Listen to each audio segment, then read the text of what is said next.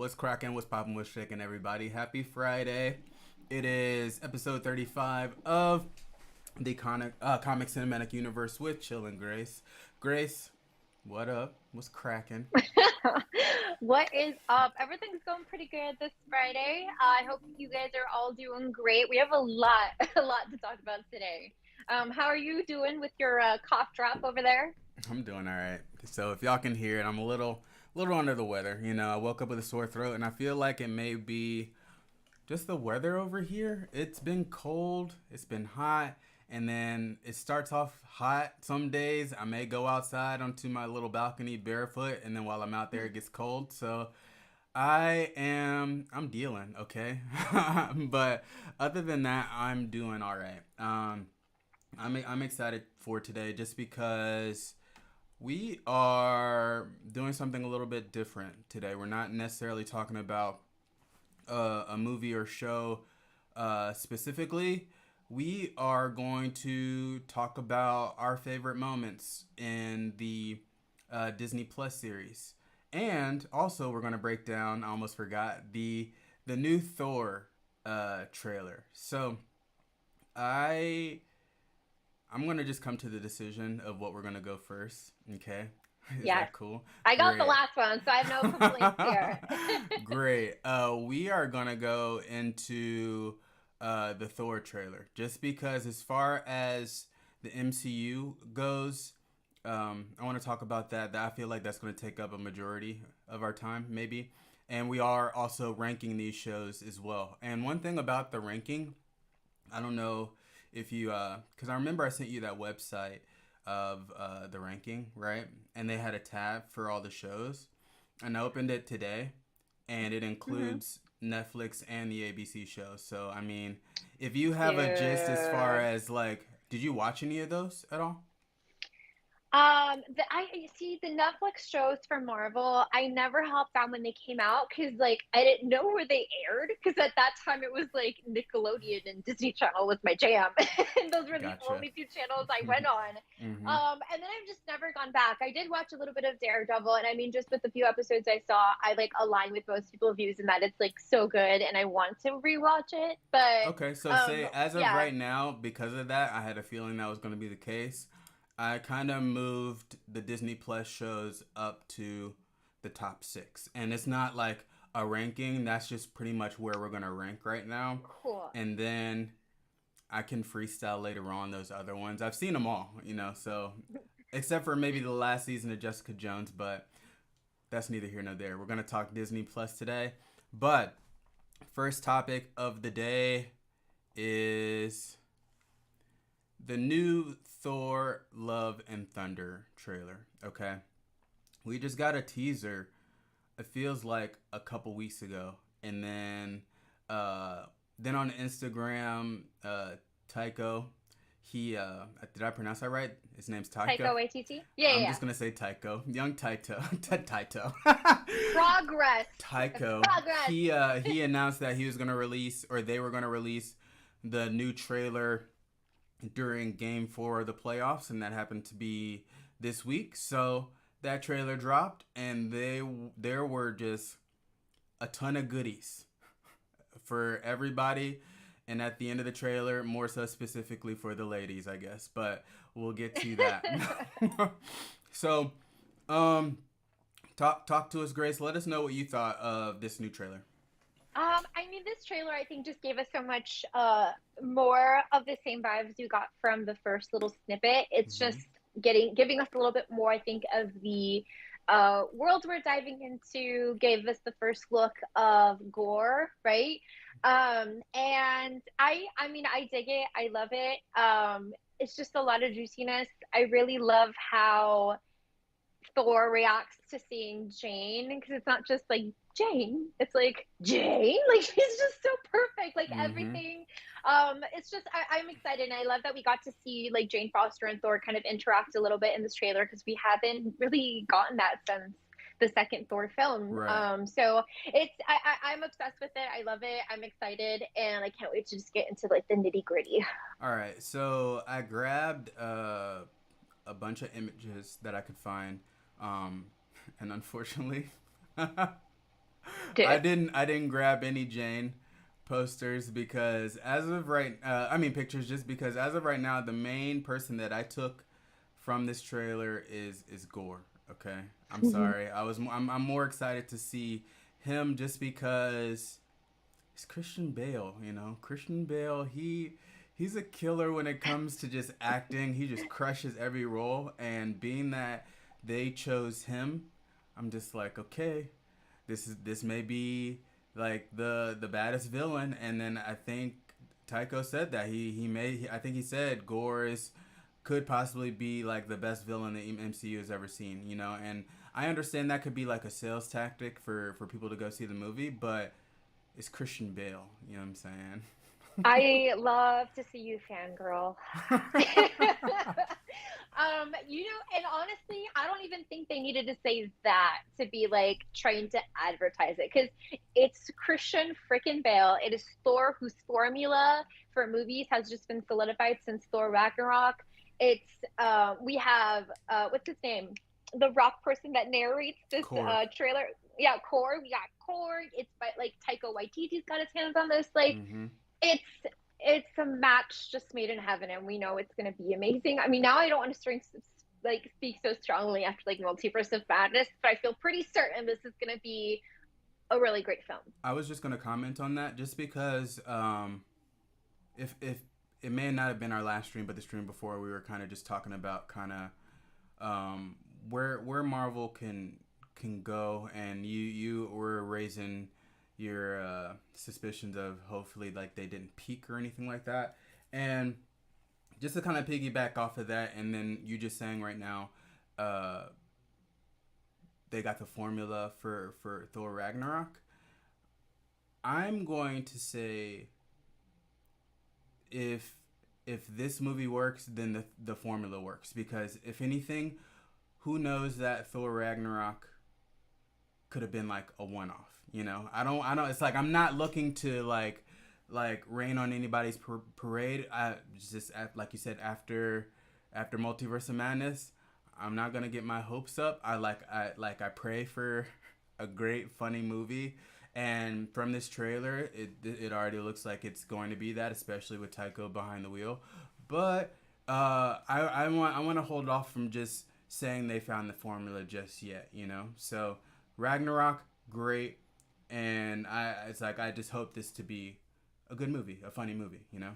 Absolutely. And although I completely agree, like I'm very on like the conservative side right now with like my expectations, especially post Multiverse of Madness. But I would still say like the formula is something that's still something that's there because it's not just Thor Ragnarok. They applied the Guardians of the Galaxy formula from the first two films into it. So the track record of that formula is longer than just one film. And it looks so present here, and the cool thing is we get to see those two like worlds collide in this one. So there's a lot to suggest it's going to be great. But I think it's still, of course, smart to have that little bit of just let's see what we get, Well, enjoy it for what it is, etc. You know. let me ask you just specifically about this formula, because I don't want to say it's just the comedic side, but do you think it's more so like the colorways and then them kind of taking it retro? Because I can see that was kind of the feel for Guardians, and they kind of went, of course, because they picked up Peter during I guess the 70s or 80s or whatnot, but like the music was more retro, and then Ragnarok came out, and it wasn't just the music that they gave us, but even like the whole trailer made it seem like it was like an 80s like MTV like music video type of feel, Yeah. you know. So Yeah. do you feel like that's pretty much the formula is like comedy plus like colors and retroness? Oh, I mean, 100%. I mean, cinematography, storytelling is more than just the dialogue, right? Like the saturation of film, the costuming, the music, and here I think this is big. Like they didn't use very much of the, I forget which term applies to whether it's in the world or not, the diegetic or non-diegetic, but the terms are the ones you would apply for when the music exists in the world and when it doesn't. Guardians of the Galaxy applied that a lot. And although Ragnarok didn't have like music that exists in the world, so like the soundtracks were very vibrant and a big part of the storytelling, Mm-hmm. and it looks like that's very strong here too. And I think those elements, and obviously of course like the lightheartedness and the beat of the films, that's the formula, you know. And so absolutely, I think all of those elements are what have combined to give us something that's really exciting to watch. And I think the setting of like the galaxy behind it, right? Because we're going from different worlds and different planets in both cases, right? Thor and Guardians of the Galaxy. I think it fits so well for that to be almost its own little genre of the way that they tell these stories, you know? Mm-hmm. Um. Okay, I'm already kind of going into predictions. Okay. You're like, we're done with predictions. Well, let's kind of hop into the trailer itself. So kids, get your popcorn. This is a phrase that Korg used, and I was excited to say it. I Wow. had it written down. Okay.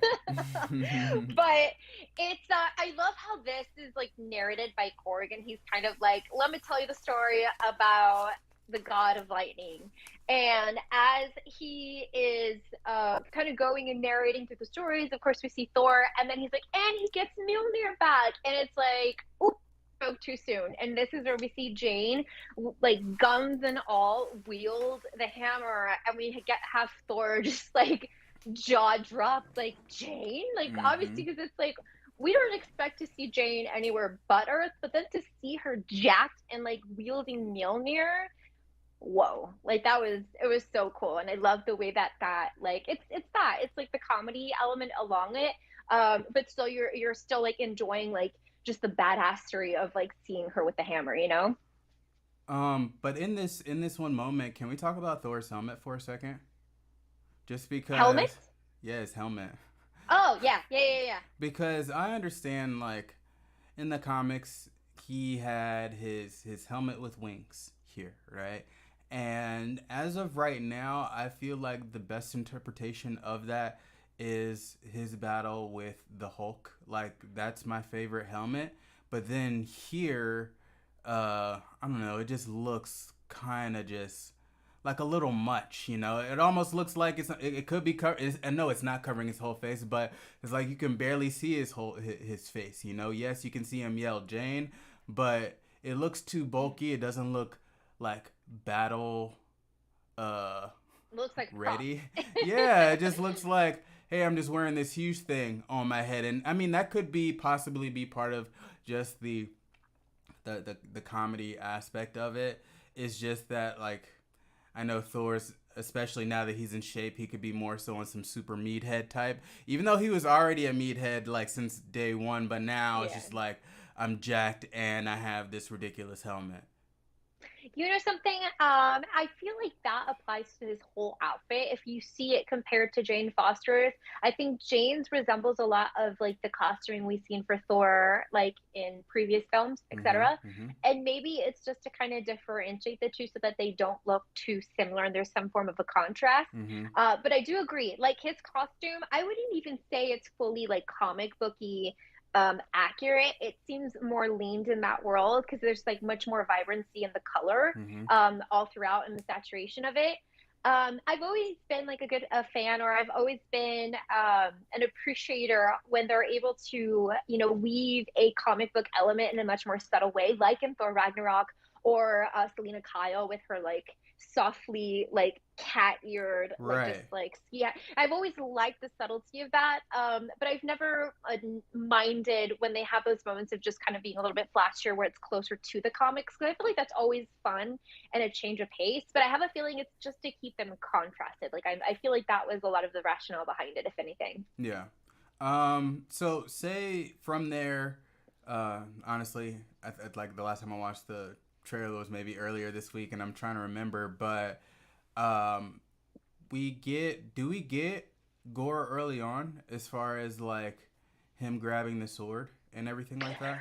That falls like a little bit after we get a little bit of interaction between Jane and Thor. So I would say he comes in like on that two-third of the trailer, and then we end, of Oh course, with that right, like, the yeah, the the interaction of him actually knowing how long it's been since he's seen Jane. yeah, And and you is that I don't want to say months and days accurate, but was years, is that accurate? Has it been 8 years since Thor: The Dark World? in the world of the MCU, I believe that to be accurate. And this is so important. Because if you see what she responds with 3 to 4 years, right? And he Mm-hmm. responds like 8 years, months, day, hours, whatever. Mm-hmm. And at first it's just comedic because it almost, at least I received it like almost like, oh, she's just not counting, which is why she's so far off and he's so Is maniacal. this more? Are you But about to say this is about to be more blip talk? blip, blip, blip. Okay, so first of all, I freaked out because I was like, wait a minute, like 3 to 4, and then he says 8. That's a 5 year difference, roughly. Like, ooh, this is blip related. Like, it has to be. And Mm-hmm. I'm wondering if the blip is some way it was, involved with her transformation because we still don't know how that's going to play out just yet in this film. But as soon as we thought of this, I'm like, dude, he's gonna eye roll on everything. Because I know, like, every episode, you like, I think the last two, you're like, and this is the end of Flip Talk, and then it just I'm keeps just, I'm just coming. I'm just gonna come to terms with we'll never be done with blip talk. 10 years, like there, I'm listening. Like I'm sure, like Kevin Feige and his little camp Marvel camp, talking about the next 10 years. 10 years from now, we're still talking blip. You know what I'm saying? We're still Yep. talking Blip. That's what I predict right there. You know what it is? It's when you threatened Kevin Feige about the whole "don't kill off Zendaya's" character the way you did Gwen Stacy, bruh, and then he's just like, "We're in it for chill. Yeah, Blip will he's never like end." guess what we're talking about from forever now, that blip talk. Dude. Oh, and since we're on the conversation of Flip, I think while we were, after our episode last week, we both kind of individually did our research into the theory that She-Hulk would be happening either in the blip, outside of the blip, and we had this like cool like moment of just like connection where you posted the video and then I was like prepping the post and we're Mm-hmm. both like Mm-hmm. the hands because we talked about the form and I think we mentioned the hands like briefly but I don't think we dove into it too much and We that I think the last time we talked about Bruce Banner was Shang-Chi, and however many months ago that came out, last summer? But either way, when it came down to, I know we're going back to She-Hulk anyway, but when it just came down to just watching that trailer, it just wasn't adding up, especially seeing the sling in Shang-Chi. So I know I mentioned it during the show as far as like, well, ask the question of the possibility of it being during the blip, and I think just how we kind of connected almost hopefully spoke that into existence. So if y'all caught that, thank y'all. I think somebody actually commented on our Instagram saying, it's like, oh man, I didn't even think about that. And I was yeah. like, yeah, me mm, neither. But Dude. back No, I to just thought that was so cool, and I was excited because at first I was like, I could see it, but this is why maybe it wouldn't. And then as soon as I really started looking in the pictures, I'm like, nah, it has to be, just frickin' has mm-hmm, to be. mm-hmm. But yes, let's get back into Thor talk. So something I wanted to kind of talk about was Jane Foster, just in terms of her involvement in the comics, because I know we're going to shift into Gorth talk in just a second. Mm-hmm. So Jane is actually a super cool character to track when it comes to the comics because she goes through so many different transformations throughout the years. So we get her first appearance in the comics as just plain old Jane Foster in Journey into Mystery number 84. That's 1962. And she was introduced very similarly to the way we had her introduced in the MCU. She is kind of like an assistant to, I can't remember the doctor's name, but it's the doctor that appears in several films in the MCU. It sounds like she's more of a medical doctor in the comics versus like an astrologist, but that's neither here nor The there. doctor who was running around naked on the news. Yes, Oh, okay, that gotcha. one. And then of course we get Jane Foster in her first ever like appearance as the Mighty Thor in What If Volume 1, issue number 10, and that's in 1978. We've discussed this kind of in our What If talk because there are a lot of What If storylines that ended up becoming canon, and this, as we know, is one of those storylines. So it's in God of Thunder number 25 in September 2014. This is the first issue I'm seeing that she appears as the Mighty Thor in a canon like storyline. And that's actually fairly recently. Like 2014 is not that far Mm-hmm. like from where we are now. Correct. And then another transformation that I remember hearing about like briefly, but I never really dove into, she also becomes a Valkyrie in some of the storylines. So this happens in Valkyrie War of the Realms Omega #1 in July of 2019. So she's a really cool character to track in just terms of her involvement, not just on Earth, but on Asgard. And there's a couple other things that I saw that I'll bring up a little down the line. But I thought that was such a cool thing, and we'll definitely dive into more of her involvement in the comic once we get the film and we talk more about all of that. So, as far as Jane is concerned, okay, I'm gonna throw some. I'm gonna be that guy. I'm gonna throw some hate towards When are Jane. you not? So if it comes down to it, is it just anybody who wields Mjolnir becomes a god? I Who almost want to it? pull up the quote from Odin. It's whoever should be worthy of the hammer wields the power of Thor. Mm-hmm. So anyone who has the, because you saw this with Steve Rogers, like he's worthy to wield Mjolnir. Mm-hmm. He has the powers of Thor. In the case of Thor himself, like he is the god of thunder. He's not the god of hammers. Like he has the ability to manipulate these things, whether he has a conduit or not. You Mm-hmm. know, so I think yeah, like that's I think the way it's lined up. In the case of Jane Foster, I want to say in the comics her power comes just from the hammer. I don't think it's anything intrinsic, but I don't know just like too well to say for certain. Because like just say from here, right?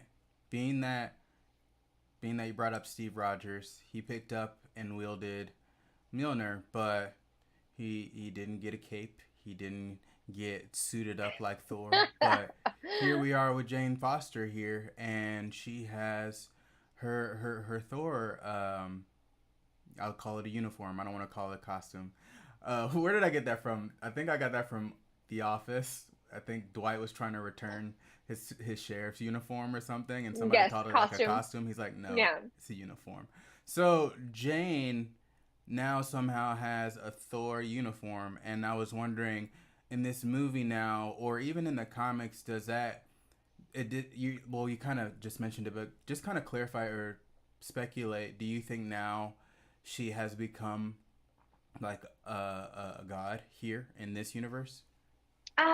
It's hard to say. I know in the comics it's similar that once she wields the power of Thor, she gets the full Shazam, the full outfit, Mm-hmm. everything. Mm-hmm. On that note, I think it's so funny how she's also like more blonde to like to really resemble And more like Chris jacked. Hemsworth. Yeah, like Oh, say if it oh, came down yes. to it, like her wielding it now, it's just like it just now seems like she's just become Thor, you know? And now I'm kind of questioning, why hasn't that happened with anybody else? I know Vision in here in the movies, it was very brief. He held it for literally 2 seconds, uh but Steve Rogers, it wasn't like he held it. He was actually fighting with it, and he was using the power of the hammer to throw lightning, you know? So Mhm. that's where I don't want to say it's confusion, but that's kind of what I'm seeing, and I want to know why there's kind of a difference. I mean, it could be an inconsistency just to match what the comics show. Mm-hmm. I wonder if they're gonna give like a reasoning behind it. Like maybe there's more reason why she is how she is. Because in the comics, I believe it's like Thor becomes unworthy of his hammer. His hammer stays on the moon, but it basically is gravitating towards Jane Foster. And I believe this may actually be like a little bit down in her story. Like she's already had some involvement being like the mighty Thor, but the hammer calls to her, and she at like for a while doesn't want to really wield it, but then eventually she does and becomes Thor. Mm-hmm. And so I don't know. It's hard. It's I don't know if maybe because it's not just the fact that she's worthy, but the hammer actually longs for her. Like we see it in the trailer. Like Thor is so happy to get his hammer back, and then like just before it goes to his hand, it just gets pulled back, and Jane has it, so I'm not sure. I feel like it may just be an inconsistency in the comics that then transfers into the films, Mm-hmm. but I wonder if they're going to give it some reasoning. But another thing,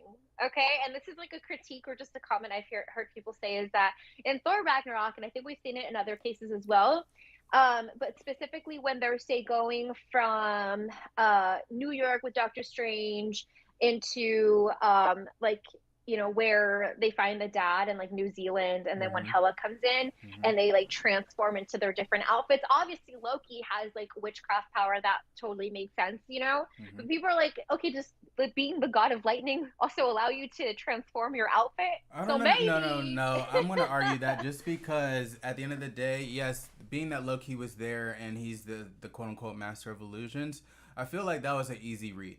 Don't just say, oh, Thor is just he can change just like Loki. No, I feel like both, of course, were under the illusion of wearing human or not human clothes, but just wearing street clothes. I think they both did a little like Thor did his little slammy thing or something to suggest that he initiated the change. And I think that's why there was like a little bit of a thread of just like, oh, does he just have the ability to change his outfits now? And I'm just using that like that funny little comment to be like, I wonder if it's just gonna be like, yes, he does. And it's like that's why Jane's able to transform into like the full gear and get up. Listen here, Just internet. saying. Internet, I don't like that. I don't like that theory at all, okay? Because if that were the case, you're saying that Thor can change Mjolnir into an umbrella, and I don't like that theory at all. So I'm just going to just get that out of here. Say it was Loki, master illusionist. Could be 100%, Mm-hmm. 100%. And I think from here, I'm just looking. Another note I just wanted to kind of mention about the trailer. So in my deep dive for Jane Foster, and just kind of looking at the synopsis of her, background and becoming Thor and all of that, there was mention of her at some point being Thor's like representative for Midgard or Earth, in the Congress of Worlds that was held on Asgard in that particular like year that they did it. Mm-hmm. Obviously, Asgard does not exist here, so as long as maybe it's a new Asgard, but who knows? But the reason I'm bringing this up is because since we do see like a couple of scenes where it seems like there is like accumulation of like kind of like Just high deities. power deities, etc. Mm-hmm. I'm wondering if it is the scene with Valkyrie and Jane and what many of us assume to be the goddess, like the Black Panther goddess. Let's not I assume. Let's just speak wonder. it. It is. It's her. It's her. I wonder if this is like the Congress of Worlds, like assembling, and essentially the Congress of Worlds is like it's a congress from different parts of like the nine realms Mm-hmm. that come together and kind of discuss different happenings. And being that Gore is, kind of slaughtering and hunting down all these gods, he's basically like, almost like Wanda and that like, oh, like no more mutants, and he's like no more gods, like they're Right. all gone. It Mm-hmm. would make sense for this to be a moment that the Congress of Worlds does unite and all of representatives from all of the realms have a discussion of like how are they going to handle this problem. Yeah, like I think it was comic books Instagram where they posted like the actual image of the comic book where they all gathered, and I think even there they were referencing Gore there. So I think now in terms of making an assumption, let's say Gore is on a warpath, gods are kind of going down left and right, and now they're kind of gathering, whether maybe in Olympus or whatnot, just to figure out what's going on. They may not know who it is at this point. That'll be later on. But gods are going down, and I feel like that makes sense as far as why they're all coming together. Absolutely. Mm-hmm. And I think that's like my main pieces from the trailer, which is kind of perfect because this is just about the point where we kind of get into a lot of these really cool scenes with Gore. So I'll let you kind of Let's not go there yet. kick it off. Oh, just Okay. kidding. Man, gave you such a great I transition. know. I know. It was great. Rude. Just because you sent a shot over of Thor and Valkyrie, and I Oh, just yes. kind of wanted to point out, like, say I'm looking at Thor's outfit here. It's a lot more gold. Usually it's kind of like black and silver, but Subtle. here we Yeah. got like a blue and gold look, And Valkyrie, I know that. Well, actually, I don't know if what's the actress's name? Um, I had it on the Tessa Tessa Thompson, Tessa right? Thompson. I don't Yeah. know if she got in trouble for leaking her costume, or not costume, her uniform here, but she leaked it a few months back. We actually get to see it in full form here, not only just in this shot, but even in the shot with her sitting in the chair next to Jane and behind like Bast, you know. So you can see how. Well, actually, no. You've seen it throughout the whole MCU. Like Thor's uniform has always kind of been different. Usually, it's kind of been slight, and it wasn't until, of course, Ragnarok, he didn't really have one just because of the situation that he was in. But now that he is back to kind of regular Thor, you can see there's like a distinct difference in the type of suit that he has. You know. Yeah, and it's kind of cool that he is going to something that's, a little bit more comic booky, which is how it reads because it's a Mm-hmm. little bit more vibrancy of color. Before it was much more like muted down tones, like deeper, darker reds versus Mm-hmm. say like brighter colors. Same thing with the blues and the silver to gold. Mm-hmm. And it made me just think of the quote of like in Avengers, like the first film, where Steve is like, "Oh, aren't the stripes like Stars and Stripes a little old fashioned?" And then I think it's Agent who is it? Phil, what's his Colson. name? Phil Coulson. Yeah, yeah. Agent Coulson is like, in times like this, like old fashions or is something what like people need right now or Mm-hmm. something. Mm-hmm. And so it just makes me think of that like particular scene. But I was gonna say something else. Oh, the reason I gave you this is because last time we talked about the trailer, we had this scene of this wide and kind of distant scene of them walking into Olympus, and of course we have Thor and we have Jane. But I was like, oh, I think we're also going to see Valkyrie come into Olympus. Mm-hmm. And I think, this is like a good confirmation shot that she's there, not just being left behind on New Asgard. Yeah. And it's so cool because, I mean, she was like this, I think, in the previous film as well. Like, she's so like strong and like badass and buff. And I just love seeing her next to Jane because they've never interacted before. Mm-hmm. So I'm excited to see like the dynamic with all of that. And you also sent that one image. I know we kind of already talked about um, Thor and whatever battle is he's in, and then he sees Jane, but it's the image of him reaching for Mjolnir, a broken Mjolnir at that. And I wanna bring that back up just for the fact that in this trailer we actually get to see that uh, Jane wields Mjolnir as if she can just use those broken pieces to separate from the hammer, and like she attacked like I don't know 6 or 7 people wherever they were at the same time, and she's just like she just broke it, and then it's like it comes back just like Milner, you know. So I thought that to be pretty cool that she can do that with the hammer. Yeah, and I feel like it does change like the fighting style and dynamic between like the two now Thors. Mm-hmm. And I think that's pretty cool. And it's like in the comics, of course, like, and who knows if it's gonna also lead into this. Like the theme, of course, is the passing of the mantle, and just being what we see. It seems like this is one of those films that align with that theme of this phase for sure. Mm-hmm. And like we talked about it last time because I know you're like, I don't want to live in a world where like Chris Hemsworth is no longer playing Thor, you know? Mm-hmm. And in the comics, like it's not like Thor is gone. Like, yes, ultimately there are like storylines where he passes, but like he continues on as just like Odin's son, whereas like the title of the mighty Thor gets passed on to Jane. Mm-hmm. And seeing these like kind of longer shots and scenes of them interacting, walking side by side, like I hope they continue that where we can still see those two characters, even though it seems like the title's going to be passed down to Jane, you Yeah. know? It's not. I'm just gonna continue to hate. But anyway, when it comes down to um Man. when it comes down to the last cameo that I want to bring up before we actually go full gore, you know what I'm saying? Uh we actually get a frontal of Zeus, okay? Cuz in the initial uh it's not a trailer. The official teaser, all you saw was his back, and now we get to see Russell Crowe in full form with his gold plated. I don't want to call it body armor. Let's just call that his uniform as well.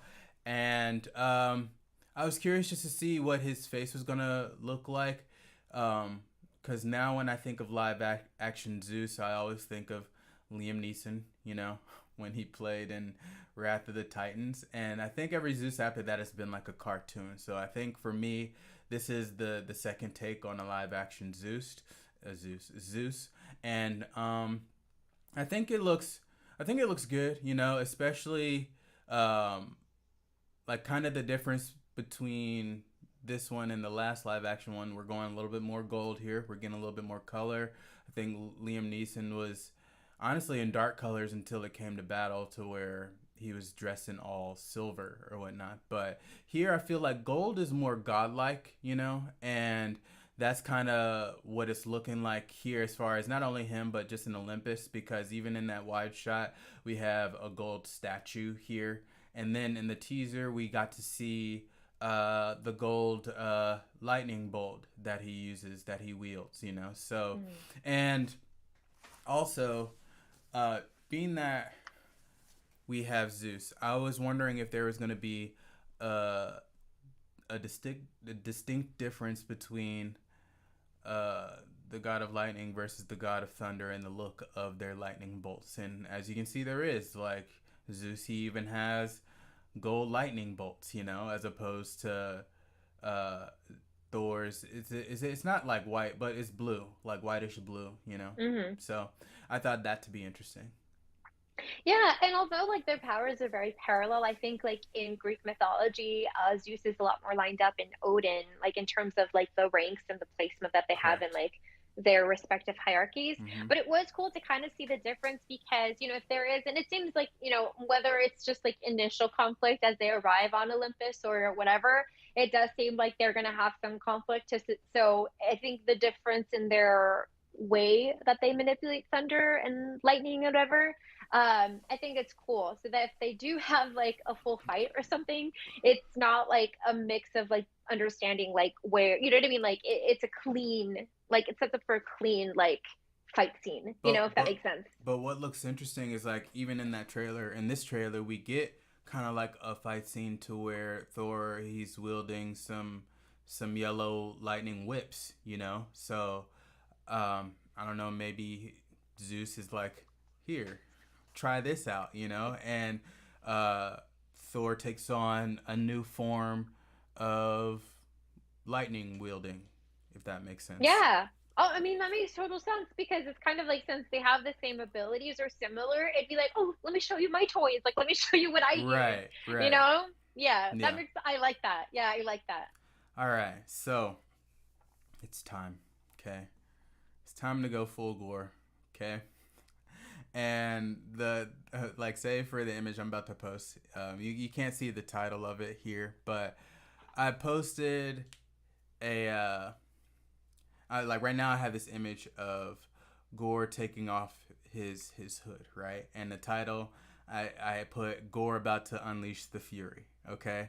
Now the reason why I did that is just because, just looking at him right here and how Christian Bale looks, it just looks like here in this scene, a god showed up to wherever he is, the colorless place, the colorless planet. And that's another thing I like about it, because wherever he may live, it looks like it's colorless, and it almost reminded me of Sin City from back in the day. How it was Hmm. all black and white here. And you can see it in the trailer, like, if Thor and Valkyrie are on this, I think, this planet, and there's no color here except for maybe like the blue lightning. So here, Christian Bale, aka Gore, taking off his hood, he's just like, all right, it looks like he's just like a god just showed up, and it's time for me to get to work. I mean, he's a man on a mission. He's like, I'm tired of the incompetence of these gods and their like decisions to just like lay back and just like not have any assistance and like, all this stuff.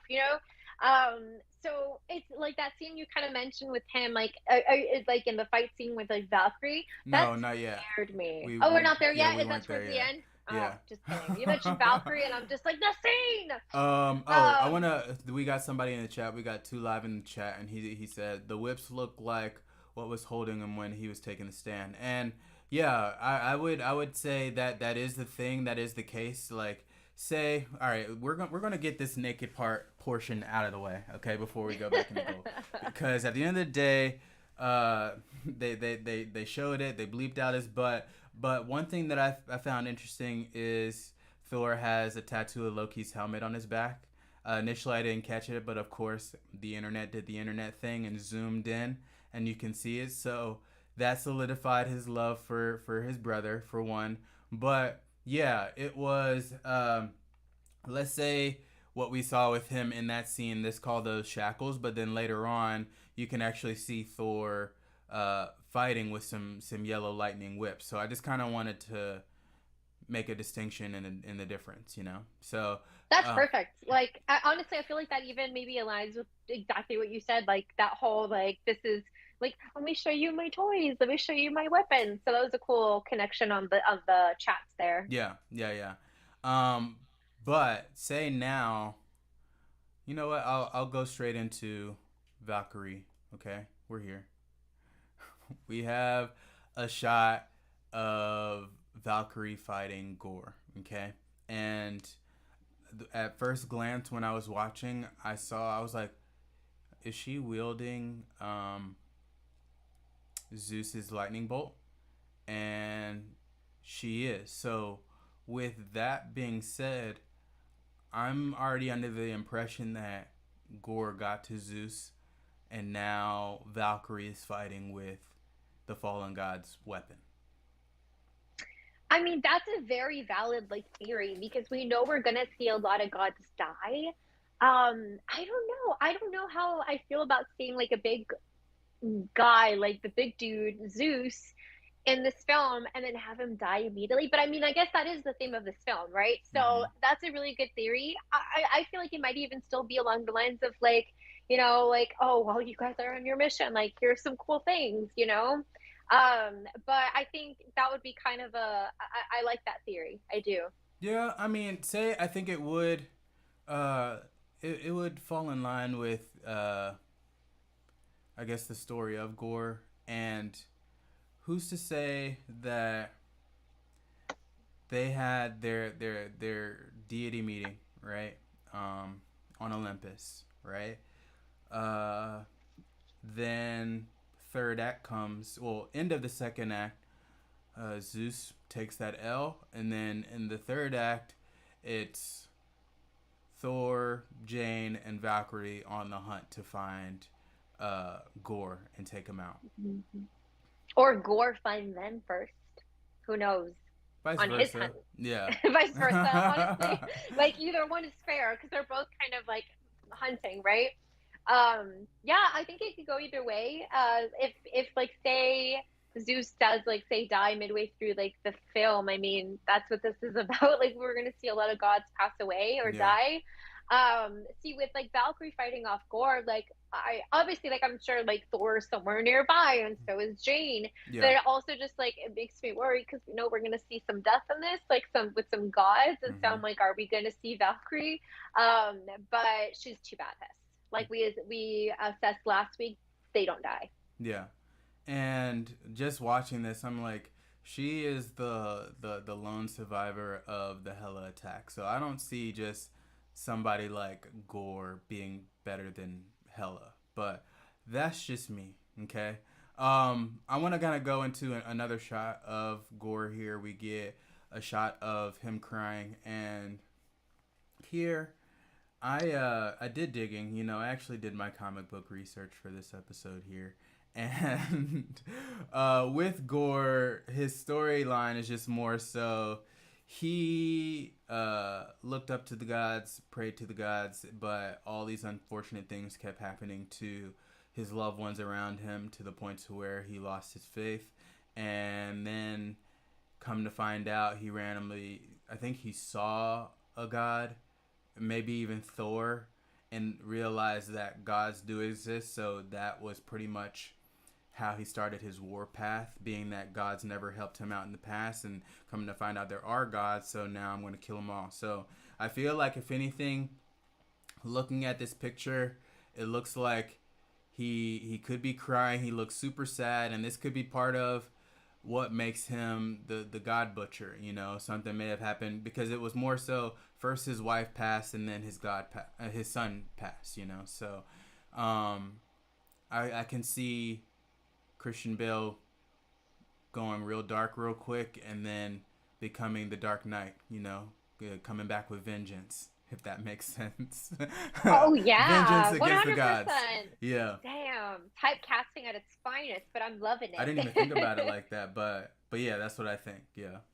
Yeah, and you know something, just kind of on the note that you mentioned earlier, like I do love how like where the setting of where he is so broody and kind of so, just two-toned. And then I think there's such a big contrast with that and what we saw earlier with just like the vibrancy of Olympus and like the brighter of the colors. So I love that contrast between those two characters being that he's the antagonist of the film. It just makes so much sense. Right. And I think this especially because I didn't grab a picture, but initially we see him in color, but it's gonna come down to the sword that he wields because I know uh, in the comics like the sword is almost kind of like it almost looks symbiotic at first, and I think it is symbiotic because it also forms an armor for here, but I don't think we're gonna go full symbiote yet.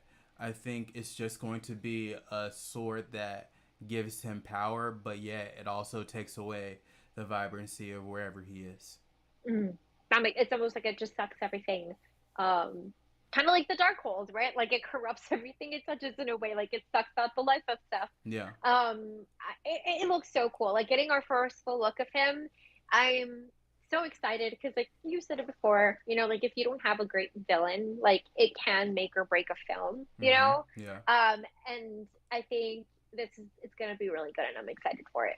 Random, just on the villain topic, I randomly Hmm. saw uh, the new Top Gun yesterday, Uh-huh. and Val Kilmer was in it. And it's like I let my girl know. I was like, "Hey, Val Kilmer. He used to be Batman, and I actually liked him as a Batman. But it was unfortunate that Tommy Lee Jones and Jim Carrey were just too silly. You know, I feel like if anything, they kind of did Val Kilmer dirty. But that was just something that I saw yesterday, and it's like just seeing him. I was curious just to see what he looked like because of his condition. Hmm. But he seems like he looks to be okay. It's like yes, I know he still has some type of. It's like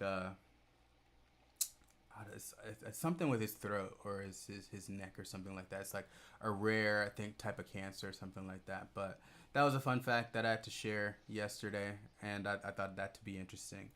Um, but say kind of going towards the end of the trailer, because we again see Valkyrie fighting Gore, and we also see Thor kind of waving him on, and that's kind of like I was heavy into kung fu movies, especially Bruce Lee, and that was kind of like I want to say like a Bruce Lee reference, but that's just it could just be me, you know, as far as being like, hey, he got that from Bruce Lee, but who knows? It was just like they got a shot of Thor kind of calling him out, like he's like, all right, is it my turn? I love that. Yeah. I do. I definitely like kind of associate with those kinds of things. Like I know like when I would like play fight with like my cousins, it'd be like we're like this, and then we just Right. like initiate. Right. So no, definitely, I got that vibe too. But aside from that, did you have anything else you wanted to mention? No, I think that was it. I feel like this trailer gave us a lot. I feel like I mean, trailers have been deceiving as of recently for sure, but I feel like this movie is going to be really good, and I'm excited to see Thor post Endgame. And I love that we got a little bit of an extended scene of like his I forgot what he says. It's like, oh, from dead bud to God God bud. bod. Like Yeah. it's just Mm-hmm. I'm excited for it. It looks really good, but I think those are all my main talking points for this so far. I think the last thing I wanna bring up is say that post that I posted about Bast.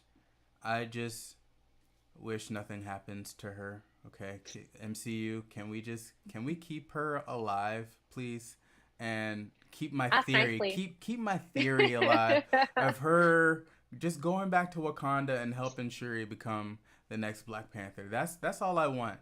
Gore, keep your hands, keep your gosh darn hands off of Bast. And let's keep it real. Okay, like this has been a theory we've had on here before the trailer, before the internet really hopped on it. So I think this is, I feel very confident it's going to be her, especially after looking into the Congress of Worlds. Like, I mean, it's going to be. And I feel like she's going to be safe. I feel like this is going to be kind of like one of those things that the MCU does all the time where you get like a little bit of an Easter egg Mm-hmm. to kind of that gets revisited once we see like, you know, in this case, Wakanda Forever, you know. So I think you're on the money. I think she'll be okay. Ask nicely. And Please, please. But let me ask you before we move on to the shows. With this Congress, right? Uh, do you think we'll see any Egyptians? see, my understanding is that it's a Congress representing different realms. Mm-hmm. Um, I mean, potentially because let's just say this is what's the name of the panther goddess? You said the Bast. name. Beth. Mm-hmm. So let's just say that is her. You know, she's not like a ruler of a different realm per se, but maybe because she comes from one of the other nine realms, she is present. So it seems like it's like representatives of different realms come together and they kind of will discuss and coordinate, you know, issues that involve all of them, Mm-hmm. right? So maybe, but I don't think so. If it is the Congress of Worlds, I feel like we're not going to see Egyptian gods because those are mainly, I think, gods of Earth, and it seems like it would be Valkyrie being the representative. Oh, not Valkyrie. I'm sorry, like Jane potentially being the representative for Midgard, and then Valkyrie being the representative for Asgard. You know, so it wouldn't make sense, but I'm not sure. Who knows if it's even the Congress of Worlds? You know. Is Asgard even considered a realm? Well, Asgard is the ruler of the nine realms. And so, Mm. although it's no longer like the way it was before, Mm-hmm.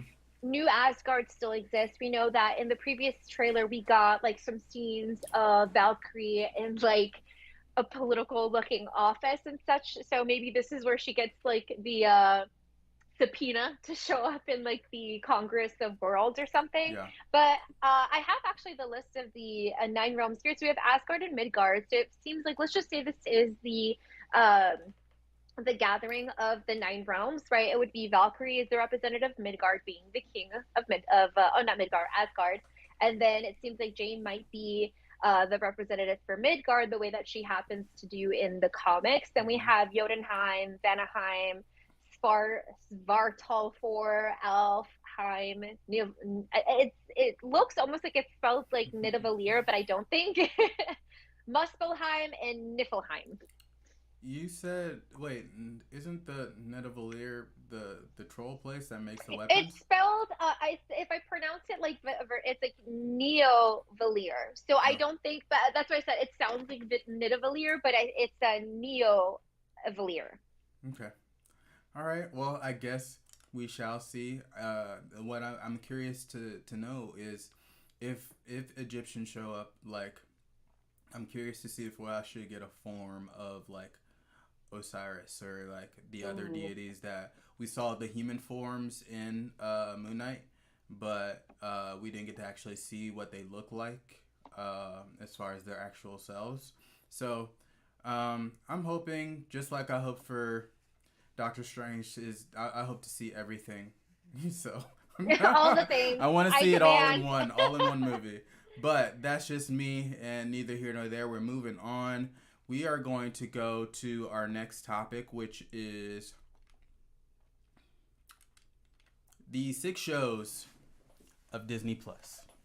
Okay, we came to the decision that we wanted to kind of chat about our favorite moments in these shows because right now it's going on a year and a half of these shows, and so far it's all been good, you know. And where I'm just kind of curious just to see where Grace is at.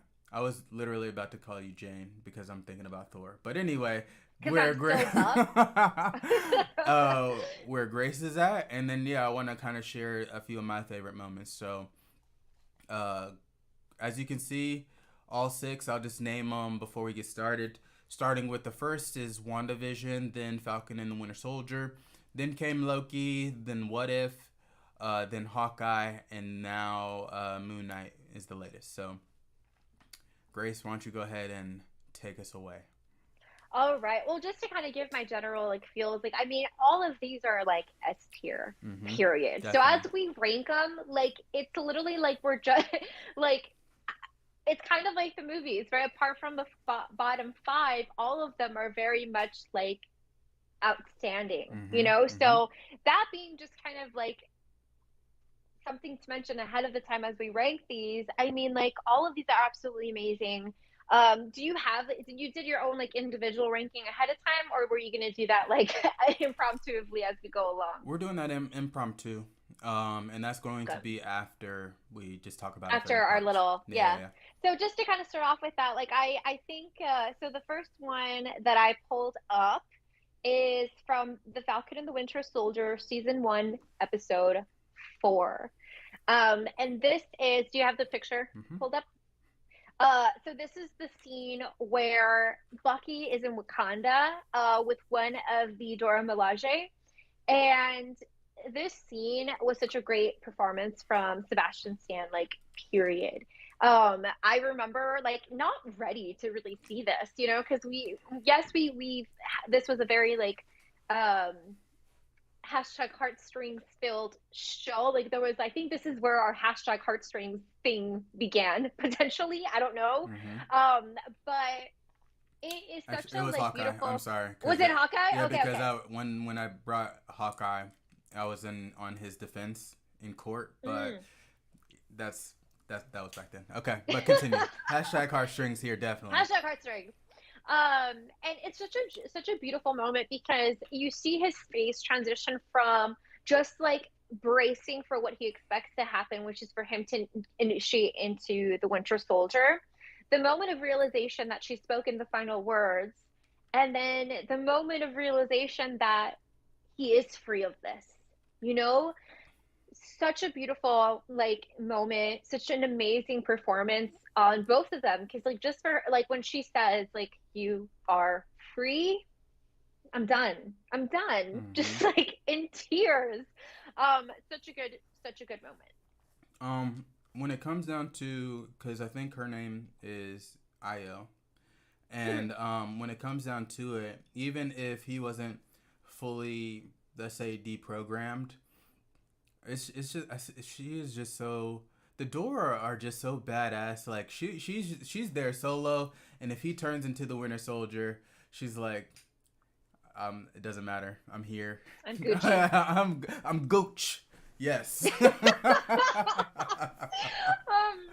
No, it's like I mean we're getting such amazing like badass women like Mm-hmm. you know, in like the recent years of the MCU. I mean, come on, like Black Widow set like the pacing for these women, and I love that we have so many examples of it. Mm-hmm. And also like on that note, I feel like to see her there, not only, of course, she's capable, 100%, like to handle the Winter Soldier in full form. I Mm-hmm. think, but also I think being that she was by herself, I think also showcases the trust that she has in Bucky. Oh, She's not definitely. bracing like waiting for it to happen. Like, Right. you know, Right. she's saying the words confidently. He's the one like, it's not gonna work, it's not gonna work, you know? And I love that because you know that they have a great relationship, and that's so prevalent in the entire series. Really, you can see kind of this unspoken thing. Right. Not to suggest like a romantic relationship, although that Oh is like a no. Reddit Yeah. thread. No, I don't believe that. Um, but just in you know going through this journey because it's huge, you know, Mm-hmm. and obviously it took a lot of time, and it's just such a beautiful moment for Bucky. Obviously the path to healing is much longer than just this, and we see that in the series. But to see a character that is so loved by the fan base, who is, you know, for the most part had been like labeled as a villain similar to Loki. Like we hold him very dear. You don't mess with Bucky. Like if you've seen the memes, there's so many memes of like, do you know the one where it's like someone's carrying something and it's going like this to something else? Like it's always Bucky, and it's like the fandom who says that he's a villain. Like you don't mess with him. So for him to have this moment Do is people say huge. that? Honestly, It I'm was not a in lot. tune with these threads because I don't understand how that could be the case because I feel like Bucky, since the first Captain America, the first Avenger, he's always been like a lovable guy. You know, you can see him as let's say like a big brother to Steve Rogers initially. You know, so it wasn't until the shock of seeing the Winter Soldier and the second Captain America like, oh shit, it's Bucky. But even then, you're just like, damn, it's Bucky, you know. It's like they're Yeah, besties, but they're fighting, you know. So, yeah, he's my I don't best see, friend. yeah, I don't see him. I don't never, I've never really seen him as like a villain. I just like, I guess saw him as a tool because that's what Hydra used him as. Yeah, and like it's no, it's definitely been like comments in like the back end, like it was similar to Loki, and this is before Loki the show. This is before Falcon the Winter Soldier. I think these were big shifts for a lot of those people who were kind of like, but they're villains, you know. Mm-hmm. There's this particular one. It just falls in line because it's I think very similar in terms of just a character that is has been the villain in certain films, Mm-hmm. but we just love them in the fandom. And you know, Loki. I remember it's like someone's like, oh, it's like an office setup, and it's like the first part is like someone saying like, oh, like he's a villain, what, like why do you like support whatever, and he's just like, you don't have all the facts, and it's like, what are the facts? And it's just like, I love him, that's it, we love him, period. Can I call? I can't even call him a villain just because of what Odin did, you know. So That's it's they're victims. right. They are low key victims here, not villains. It's just another V word. You know what I'm saying? Victims, not villains. Hashtag. Yep. Hashtag victims, not villains. You know something, and I'm just gonna say it, like this is also I think what a lot of people comment about Wanda is like, we have other like, you know, I don't think the male female thing is too much of an influence, but I don't know what it is. But people will say like, oh, people are easy to say Loki and you know, Bucky and other characters are, you know, victims, but then they just kind of label Wanda as a pure villain and not look at other the back end. Like all of them have done like something nasty. Bucky's the outlier because it's like it was literally out of none of his free will, you know. Hmm. But you know, we move on. That before we move on, I just want to comment. I'm on the Wanda as a villain side. You know what I'm saying? I'm sorry. Yes, she may have found fell victim to Stark Tech.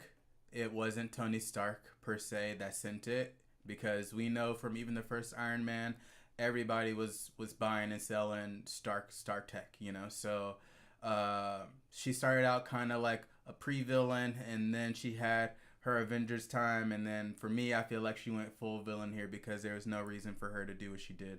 In No reason. no, There was no reason. Was it valid? I mean, I don't know. Like, I don't think so, but there was yeah, reason. agree to disagree, but either way, when it comes down to let's say my first pick, when it comes down to my one of my favorite moments, I'm throwing up a picture of Hank Pym in What If. Now, when it comes down to this episode, I'm sorry I didn't really get specific. You name dropped the episode number as well. But say when it came down to this, you know, this episode, of course, is where you're seeing Avengers die left and right. And by this, I'm talking about like you're seeing these Avengers how they were in the movies. In the movies, you saw Thor trying to lift his hammer like he did in the movie. You saw the Hulk getting attacked by the general and about to be by the Abomination, but he ended up exploding. And this was, I feel like, if anything, this episode it was the most like who done it. Like it was like Clue as far as like a mystery. Everything else wasn't really like mystery like, but here this is like a mystery story. And then you can kind of see here in this image we got Hank Pym. I called it like dark Hank Pym because he has like some dark circles around his eyes to kind of like emphasize that he's kind of gone bad here. But I love this story, and I feel like this is the story that also concluded the season of What If, because the season kind of ended with all of those Lokis kind of fighting Shield at the time. And who knows, it may be this story that leads into the second season of What If it starts with that particular universe.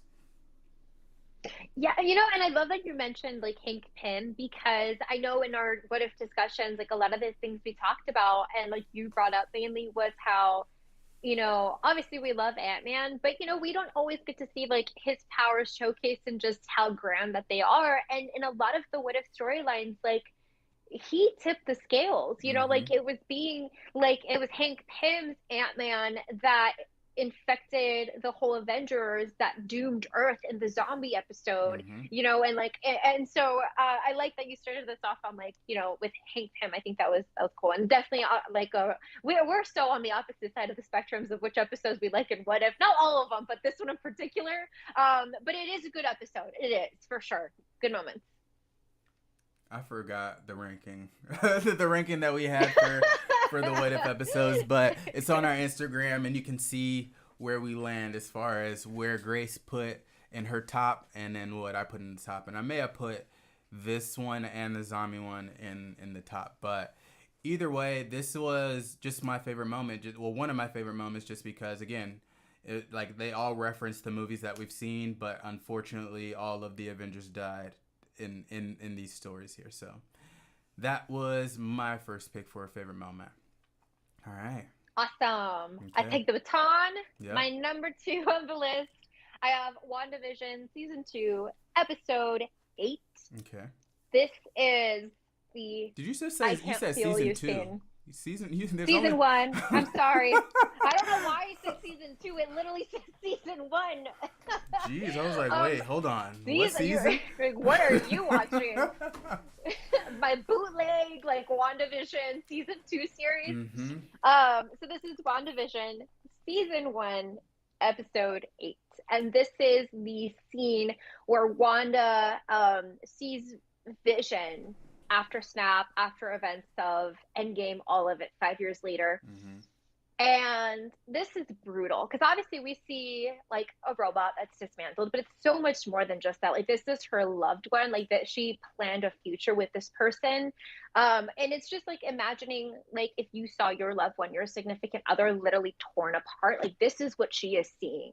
And something that I love is that it parallels the comics like almost page for page in like the Yeah. white vision like storylines like the quest, Mm-hmm. and I think that just makes like the nerds like me appreciate the scene that much more. But just to see Wanda, like caressing the Vision's head, trying to feel him. And obviously, like this line is just like an echo of, their love and like the stories we've had because it's in Civil War that Vision first says it to her when, she's already being seen as a villain by the general population because of the events in I forgot where like the initial events happened in Civil War with like the building dropping, Mm-hmm. but Vision says like I just see you, and then she mimics it back to him in Infinity War. When they're just discussing about like the way that the Mind Stone Yeah. affects him, etc. And it's Mm-hmm. just a beautiful moment. And then for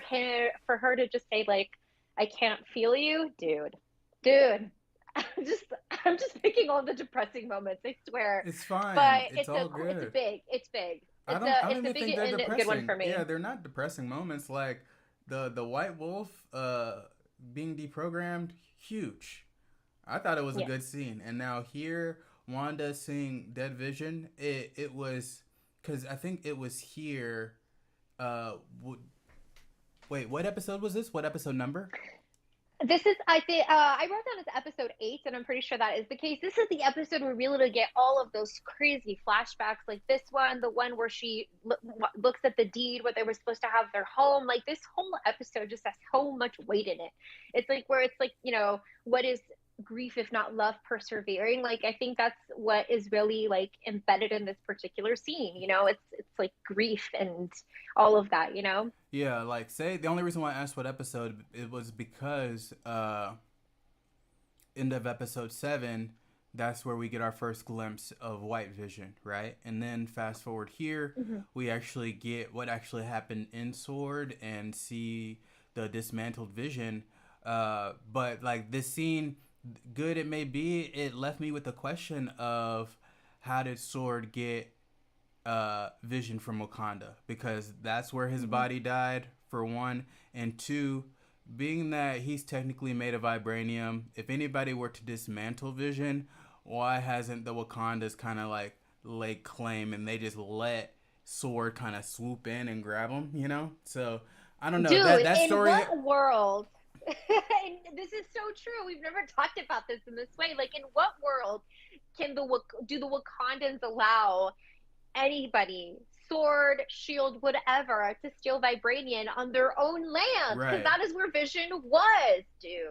So true. MCU, we need answers. This is That unforgivable. is a story that It hasn't doesn't been make told, you sense. know? I needed answers, but it doesn't matter. I always need answered, and they're just gonna sometimes just leave me unanswered, which is fine. I'm just a fan. But either way, I love this scene too, just because even in here initially, earlier on in the season, you think that it was Wanda who kind of like broke in and did something, but here it kind of confirmed that she didn't really break in. She just walked in, and then they let her look at Vision, you know, and now you get a twist on who the actual villain of the series is, which is the head of Sword, you know. So this scene is what kind of made it clear who the bad guy was here, aside from Agatha.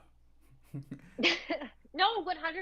And I think it's just like these two first scenes that I picked, they're so like, there's such great performances from like the respective actors. And it's so like heartfelt and so just beautiful moments in both cases. What, the pain or not, all of it. And also, I feel like it's just like, I'm sure you've heard the critiques from like, I don't know, directors and whatever saying that the Marvel movies aren't movies at all. And it's like, dude, the level of sophistication that these movies have always had, and I think even more as we're getting into deeper topics, like mental health, etc. Like, these are fucking movies. And if you're looking Wow. at that scene with Sebastian Stan, I'm sorry, we're gonna get so flagged. But if you're looking at the scene with Sebastian Stan and you're telling me this is not just a beautiful, like, this should have been like Emmy award winning, just saying. Like, and obviously we're super biased because we're fans, period. But that's all I'm gonna say. There you go. I kind of want to make a comment before I go into my next pick. As far as yes, I think we kind of skimmed over that as far as like certain actors and directors saying that Marvel movies aren't movies and all that. But me going to the movies yesterday to see Top Gun, right? I'm bringing that back up just simply for the fact that Top Gun has one of the top action stars known to man, but yet in the theater there were only 10 people total, including me and my girl. Now, when it comes down to what's a movie and what's not, I made a mention of in our first talk of Doctor Strange of how, like, let's say Charlize here, she's not too cool for school here, you know, and Marvel isn't investing their money into B-list and C-list actors here and building them. Thor may have been one of the few at the very beginning because I didn't know who Chris Hemsworth was, but he blew up obviously. But everybody else in these movies, I would put in the A-list category, you know. So to call these movies or to say that these movies aren't just because they're comic book related, I think that's, I don't know, maybe ignorant or whatnot, or it could just be salt. Uh, but Defensive. right, yeah, like just to say that, I don't know. I don't think there's really anything behind it, and even if it comes down to awards, whether if it's like Emmys or Oscars or anything like that, we've seen like comic book movies like The Dark Knight get Oscar nominated. You know, so it's like movies like these, they have to be respected. I'm not trying to be like a fan here, but people aren't going to the movies now, especially with what we're seeing on Disney Plus and the rest of the MCU. We're not just going to see, ooh, that's our favorite character. We do want to see a movie. We want to see a good story. Like, I hate to bring this up, but like if you go to AMC today, there's a little portion at the very beginning before the movie starts where Nicole Kidman is just like giving her spiel on why we go to the movies, and coincidentally there's a shot of Wonder Woman as she's talking. So we go to the movies to be taken away. So these movies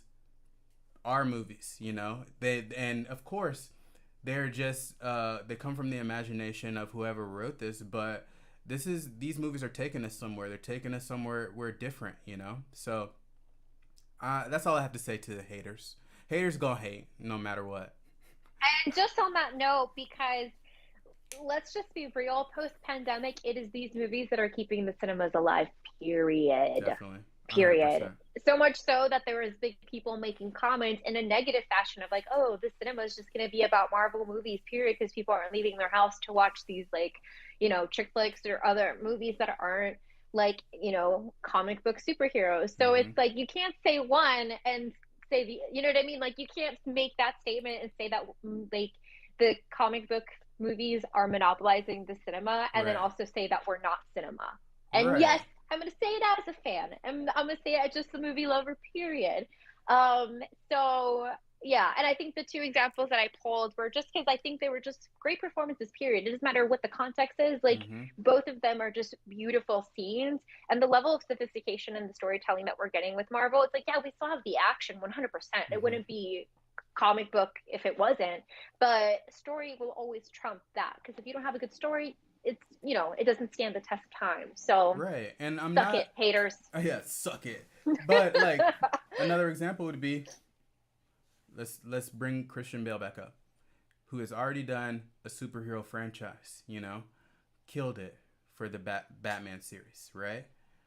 But being that Christian Bale is an A-lister, one of the top actors out there, he's the type to do whatever needs to be done to get in whatever shape he needs to be. Whether if it's him weighing like 90 pounds to him weighing over 200 pounds in some, I forgot what, I think Vice, I think that's what it was. But either way, him now signing on to do Thor, it's not about him signing on to do a comic book movie. I feel like he's signing on to continue to show his talents as an actor.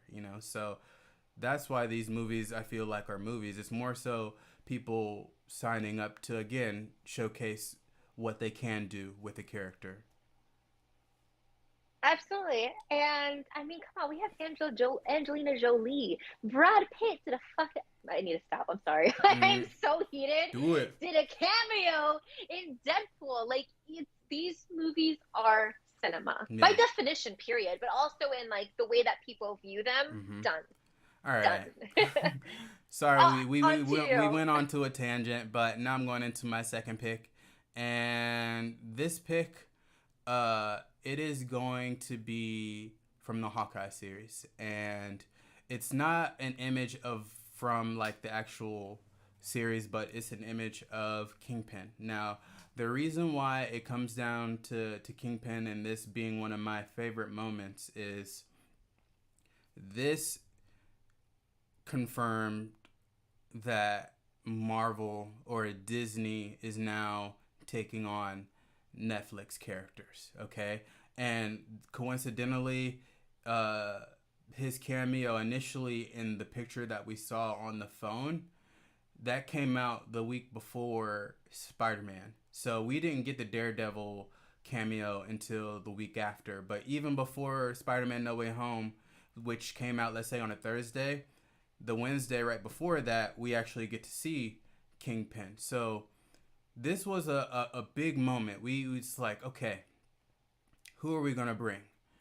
Is it going to be a new person or is it going to be, because initially I'm guessing it wasn't, well, I would think it wasn't clear in the image, but it was that episode to where we get a clear Vincent D'Onofrio here playing the Kingpin, reprising that role. And now I'm just like, okay, he was badass in Daredevil, and now Disney is bringing that here into the Marvel Cinematic Universe. So I think that to be huge that they not only did that here, but also in No Way Home. But again, those are, wait, I won't even say that's multiversal just because Matt Murdock is actually in this universe. So Netflix is currently in Earth 616. Yeah, and I mean, it hasn't been fully outlined if it's specifically the same characters Right. from the Netflix We can call story, them variants, but but it's like these who actors. knows? Right. We know that, yeah, exactly. And just to see them in like played by the actors that play them in the stories that people just fell in love with, back on Netflix and before then. It was a big moment. It was huge. Like this is like that tipping point, and it just like sparked the fandom and just a whole bunch of different like predictions of like how is it gonna even further be like adapted. And then of course like they didn't even let us like breathe, because it's like after this we get Spider-Man and like Matt Murdock, so it was a really epic point for sure. And it was so cool that they did it in like Hawkeye. It was so appropriate for the show they chose to do that for. Definitely. Okay. That was Good. that was pick number 2. Now you go ahead and go into your third and final pick. Okay, so this final pitch that I have, I really like kind of struggled on like picking my last one. I considered doing like something from the zombie episode of What If, but I ended up with this. Season one, I put episode X because it's kind of linking two episodes in terms of why I love it.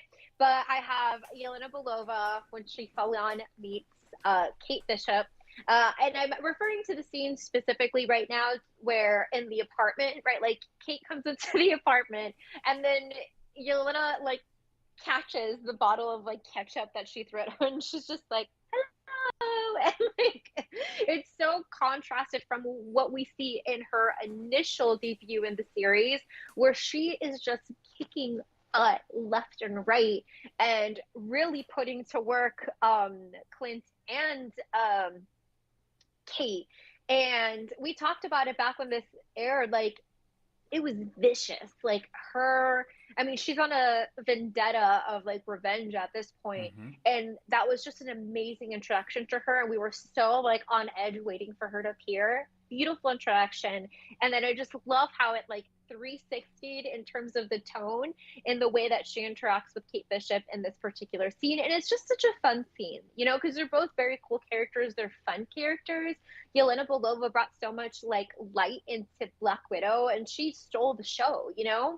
And so it was so cool to just see her post Black Widow interacting in this TV series. And I love the scene where she's just like, you want some macaroni? So good, so good. And she's like, I've had mac and cheese before, I understand. Just it's like it's the tiny things. And I wanted to kind of pick something to offset just like the deep feels of the earlier two picks I got. Mm-hmm. But it's just it's one of those characters I enjoy, and I'm excited to see her interact with even more people like Spider-Man and other things down the road. So with that being said, I like the idea of, like, no disrespect to Natasha Romanoff, but Yelena, I feel like, gave us a Black Widow. We, like, say with Natasha, we got Shield Natasha. We never got a Widow Natasha. We just got Natasha Romanoff, who knows how to do the scissor head thing. But when it comes down to Yelena, and not only just seeing her in the Black Widow movie, but even here, especially the rooftop scene, is like, okay, the darkness is here, and Clint is just like, that's a Black Widow assassin. So it's like we already get a feel for, like, if Clint is shook, and well, it's not. Yeah, if Clint is shook, then we should be worried. And I feel like we never really got that worry, even in the movie Black Widow, because it was more so about Romanoff and her sister reconnecting to kind of take down the Red Room, So I feel like it Yeah. wasn't until this series we actually get the kind of like a better feel for how vicious the widows are. And the reputation that they wield, like just for him to be like, that's a Black Widow, this is a big effing deal. Mm-hmm. Like we gotta we gotta He's regroup, like, do no. He something. was like, yo, I'll holler. Yo, go home. Oh, Uh, that's he right. was like, Yes. yo, Yep. Yep. that Yep. was a Black Widow assassin, and yeah, I'm out. I think you should do the same. Go to your mom. you know. All right, so my last pick, I have two pictures combined into one because it's from the same episode, and it is the very last episode of Loki. And it is of he who remains in the elevator throwing around his apple, and then the multiverse kind of becoming the multiverse outside of I wanna call that a sanctum, even though it's not. It just looks like a sanctum, you know. So the reason why I chose this is because uh, this is where Marvel pushed the idea of the multiverse initially, you know, and we get our first look at Jonathan Masters, who signed on to be Kang in the new Ant-Man and the Wasp Quantumania movie. So from here, we already kind of get a general idea that, like, I knew that before seeing this, but I didn't know when we were going to see him. And it wasn't until this last episode to where we see this this kooky guy who I'm sure he's been cooped up super solo here in this place, who knows, for all time, being that he knows everything about time or whatnot, you know. And he did an amazing job. Like, I liked him in a previous show that he was in, but like, I'm excited to see more of him. So this is the intro of this actor, and this is kind of where it had me believe, like, as far as, especially when he kind of told the story of him meeting his variants and it becoming an epic battle. This is gonna be the theory that I'm gonna sit on, to where I feel like it's gonna be him that wins in the end. And a lot of people are kind of speculating that there's gonna be like something called uh, the Avengers Battleground or something like that, and he's a part of that. And if that's the case, then his story comes full circle, kind of like how he uh, says how time works. It comes full circle, and there was a great multiversal battle, and at the end, it was he who remained. So, if that were to come into fruition here, I really appreciated the scene that he kind of described it here in Loki. It set the pace for a lot of things in this phase. Like we knew we were jumping into the world of like multiversal parallel reality like realm. Mm-hmm. And I mean it was confirmed very recently, like this is what broke it. This is what truly broke and became the catalyst for everything else, like No Way Home, Multiverse of Madness, etc. So yeah, very epic and big moment for sure. Initially, I didn't even know that was the direction that we were gonna go here, because especially with what Loki was doing in the TVA before the Sacred Timeline split, I thought this was gonna be more so a show about him time traveling to find Sylvie, you know, and they were just going to different aspects, which they were actually kind of time traveling within one timeline.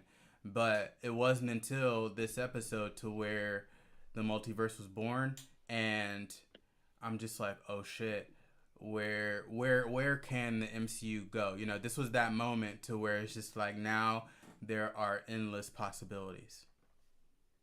Yeah, well, and also like being that WandaVision came beforehand, the lineup for this phase, you know, for at least like that year and maybe even this year had already been released for the most part. Obviously, dates have changed here and there. But you know, Multiverse of Madness was a film that had been announced like way before Loki. So like, you know, I feel like everyone was still like, where the hell is this like new phase really headed towards? Because that's obviously like early into the show, early into the new phase and post Endgame. But I think it started to give us some answers and directions because we thought that WandaVision was going to give us more, especially with what ended up becoming Pietro, but we thought was Pietro, Mm-hmm. you know. Mm-hmm. So yeah, I think this scene like uh super important, just kind of in the overall scheme of the MCU. Mm-hmm. So very good pick. Okay. And of all the picks, I feel like we had all shows except for Moon Knight. We Dude, like that's so funny. say Did we really? Yeah, we picked everything from the five, and we didn't pick anything from Moon Knight. So if I were to have like an honorable mention, it would be when Steven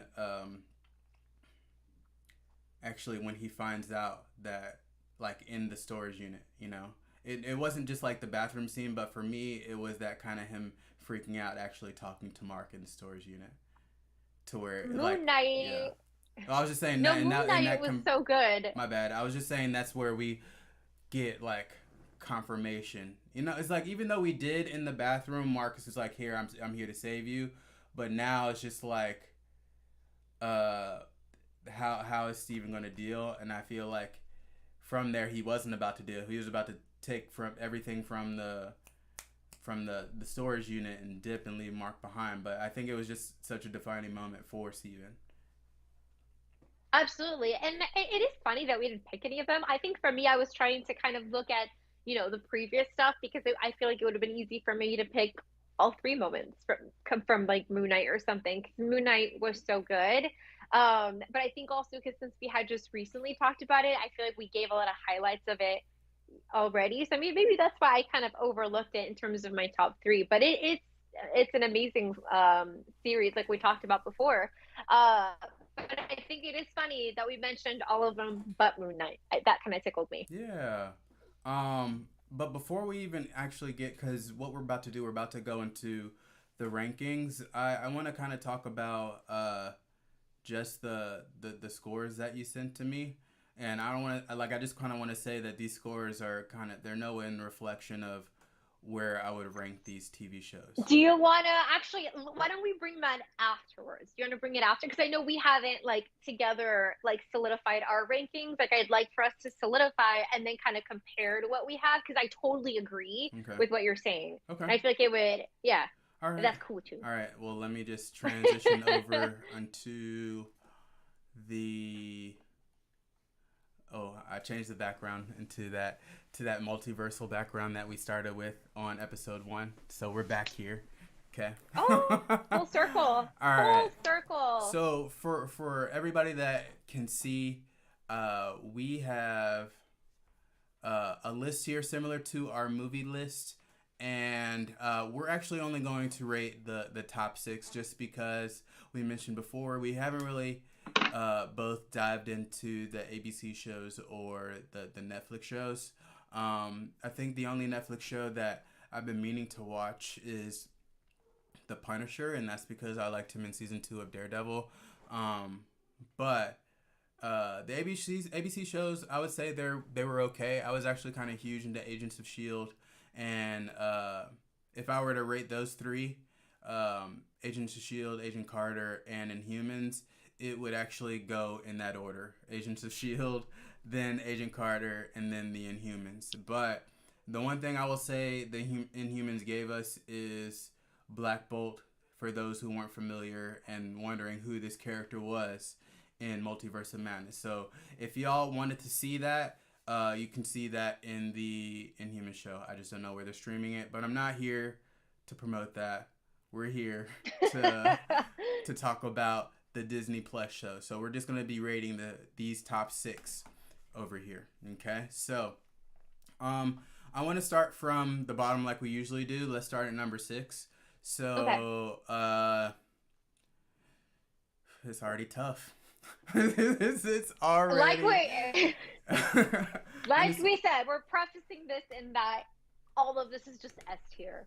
Done. Right. You know, Right. so I'm yeah, but it's gonna be rough. It's gonna be rough ranking these things. Do you have a proposition for that number 6 spot? Anything in mind?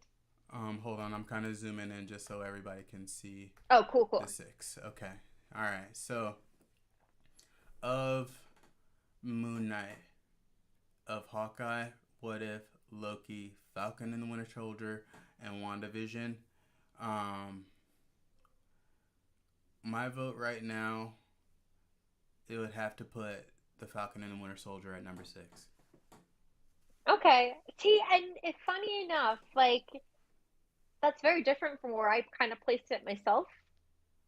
I want to maybe like suggest what if in that ranking, but I'll hear your rebuttal. Let's debate it out just simply for the fact that, say, for me, right, when it comes down to Falcon and the Winter Soldier, great show, but I'm choosing my pick off of memorable moments. And though the show may be good, like I don't feel like it had too many big moments for us to even bring up here in our top three moments. You brought up the deprogramming of the White Wolf, but as big as like, let's say Falcon becoming Captain America, I just don't even think that event kind of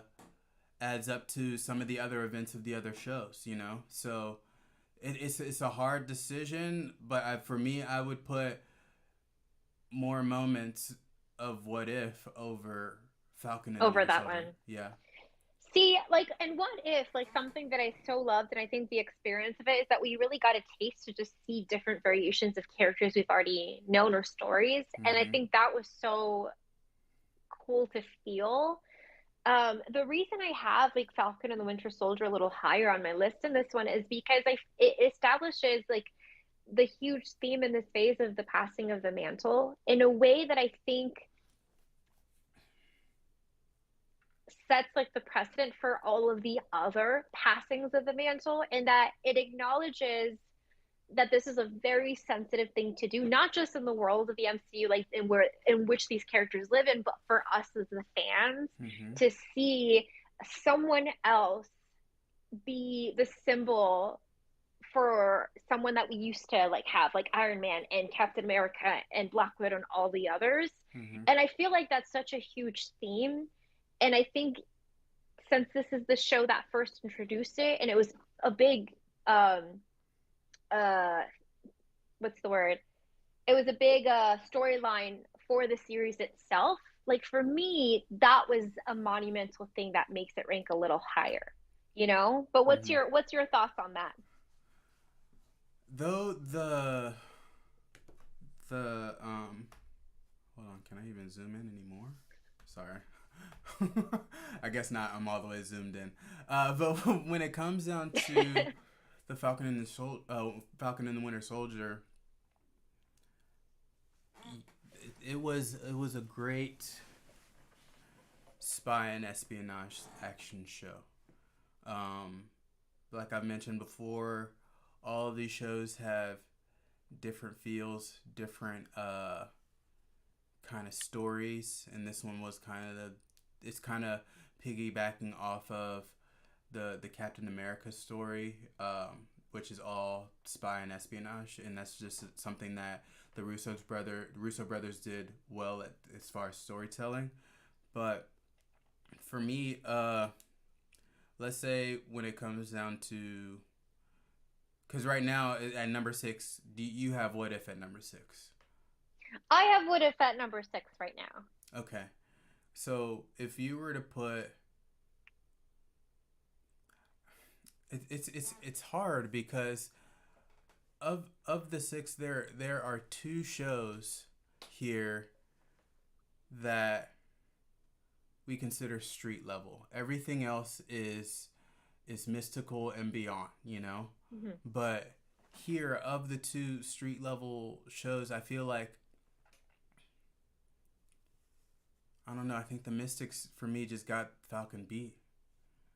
I can get that. I can get that. And I will just comment that like although because I so see what you're saying, it's like Falcon and the Winter Soldier and Hawkeye are more small world, right? Like more locally based, like versus say multiversal realm hopping time and space Phase four, right? affecting. This is the Yeah. only thing that's kind of it happened in Phase four, but not necessarily Phase four related as far as theme. I would disagree on that because it sets the precedent for the theme of passing of the mantle, but I don't disagree in that it's not as like literally realm and like reality changing, like Correct. Loki changing and setting like the pace for literally the whole series, the whole phase, period, right? Mm-hmm. So for that, I will yield, and I think we can place it at the number 6 spot. Okay. All right. Well, then does that make number five easy? You're putting What If at number five? I would place What If at number 5 for me Okay. there. Okay. Or actually, no, yeah. I think that's where I would place it. It's hard, yeah, because the four It's above so it, I don't, hard. yeah, I don't know. Like, so I'm with putting What If there, and I'm going to preface this again, like we prefaced with our movie rankings. This is it's not saying any of these are bad. Okay, I don't want to hear it in the comics later. Comments later. It's like, oh, you put this at 6. I'm sorry, and I was like, I apologize. I just feel like these other shows is gearing up for what's to come in the multiverse. Minus, actually, no, I can't even say WandaVision because right now there's a possibility that Wanda may come back and maybe another Wanda, and we have no idea what's going on with White Vision. So, Mhm. I um, will say actually, just based on like your rationale behind having the Falcon and the Winter Soldier at number 6, would you use that same rationale to debate Hawkeye to be placed at number 5 versus What If, no. being that it's also street level? And if not, what's your like rationale behind that? The reason why I can't put Hawkeye below there, it's because I would say because of timing, and by that I mean this came out around the holidays, so it became holiday themed, and with with everything that was going on, we got a deeper feel for who the Ronin is and the background of the sword and the suit and the introduction of this new character, Kate Bishop. We get Yelena Belova. There was a lot of things that gave Hawkeye a higher rating than these other shows. It introduced us to a lot more. It gave us a little bit more as far as what happened to Clint, being that he was left in the blip, you know? So I feel if anything, that's the reason why I can't put Hawkeye in either 5 or 6. Okay, I was just curious because since it is like small world, I figured you would debate it to be at number 5. So I was curious on that decision, and I totally agree. I do have Hawkeye like ranked higher than the Falcon and Winter Soldier on like kind of the list I kind of roughly prepped. Mm-hmm. And for me, the biggest thing is that similar to the other films is that although it's street level event, it was the first Netflix TV tie-in, and that's huge. Mm-hmm. So for me, I almost feel it like as if it's the first one to introduce like the multiverse. Not that it did, it's just that it that vibe. You know Right. what I mean? To do this epic thing. And so, okay, cool. So Yeah, standing at number you 5, saying What that If? you saying that's what makes it kind of fall in almost kind of subconsciously into this realm, being that it's still kind of multiverse related, even though not actually multiverse related, but here in the real world with us, this is us seeing, okay, Marvel universe, we see that tie-in. No, it may not be the same Kingpin or Daredevil, but they're here, you know, like you mentioned before, big moments. And It's epic for the right, fandom. Epic. exactly, Yeah. exactly. Okay, so Cool. we have 5 and 6. Number 4. Is this me or you? It's you know what? Being that I feel like because of process of elimination on the bottom two, with What If being number 5, you can go ahead and give us number 4. Number 4. Okay. I think this is where I would land Hawkeye for me. But what are your thoughts on that? Was your pick for the spot? There are two shows that are going to battle it out for me in 3 and 4 because I already have in my mind who the top two are. We'll get there when Okay. it comes, but say as of right now, 3 and 4. I don't want to necessarily say this is 4, but 3 and 4. It'll be between Hawkeye and Moon Knight. Hawkeye and Moon Knight. Okay. And as Hawkeye. far as the order is concerned, Moon Knight is more fresh. It introduced us to a brand new character. It introduced us to the ideals of Egyptian mythology, along with like the underworld, and also connecting us to the realm of the Black Panther as well. So if I were to choose, I would put Moon Knight at number 3. and then Hawkeye at number 4. I stand firm on that. Okay, cool. What did you have something different initially? So for mine, I had, let me see. So what is, so that's originally where I had, hold on, because I started changing things as we spoke. Okay, So I'm trying to totally remember what fine. it had Totally before. fine. Um, Winter Soldier. This is where I had like the either WandaVision or Hawkeye placed. Because for me, At number 3. Falcon, like 3 or 4. Okay, Yeah. gotcha. So yes, but I think so far like I'm pretty good with our ranking of we have Falcon. We said what if Mm-hmm. Hawkeye, Hawkeye, and then Moon Knight. and then Moon Knight for number 3. Yeah. But say Cool. with that being said, with your initial ranking, that means that you had Moon Knight in the top 2. I did. Why? I don't know if it's because it is fresh, and it's something I kind of try to like almost like debate myself, because obviously there's a bias so that it's the most fresh show we have. But for me, I feel like although it's a story that's not going to connect, like, it's not, we're not going to see this character interact with our characters anytime soon. It did a lot for the world building. Like, it kind of gave us an outline in how these different realms work, the pocket dimensions, the fact that there are overlapping gods and deities for similar areas, Mm-hmm. which is big because that was a big question we had. It introduced the idea of like the not just the afterlife, which we've had experience of this before, or like mentions of an afterlife before, but resurrection and having that be a part of the storyline, which kind of puts a big question mark of like, will this maybe even be something to happen in the future with characters we've lost? I don't know, but it's a series that for me, the way it affected the rest of the MCU, I think was big and just like the world building.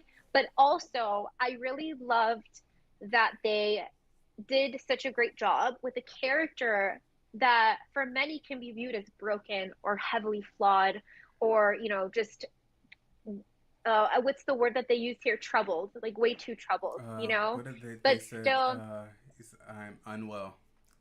unwell, like all of that, Yeah. and for them to be able to make a turn of like or challenge the view of mental health to be like, something, there are some elements of personality disorders, any really like anything you can kind of look at in terms of like the challenges of mental health and be like, there are bright sides of it. Mm-hmm.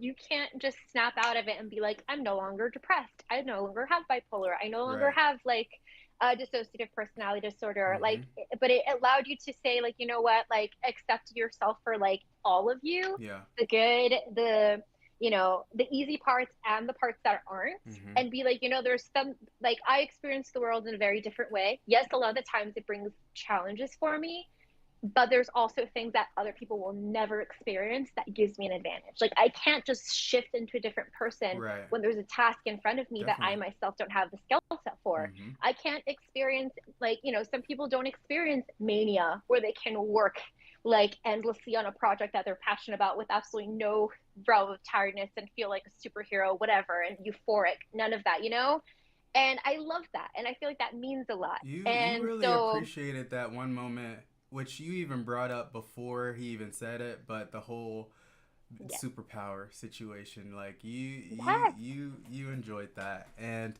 I get it, and just kind of on like the perspective that you kind of just mentioned is like, yeah, us as I guess I don't want to diss that community. I don't want to say normal, but like say if it comes down to us, it's like The we norms.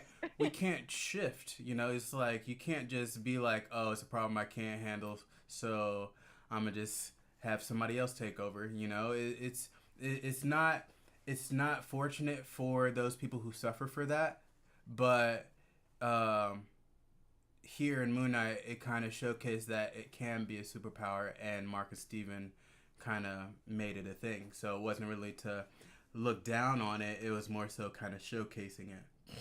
And uplifted, especially because, like, although mental health is much more talked about, Mm-hmm. there's still so much like misunderstanding of what these certain things are, and it still leaves a heavy stigma. And so for us to see Marvel bring a movie of with a main character that can so easily be labeled as broken Mm-hmm.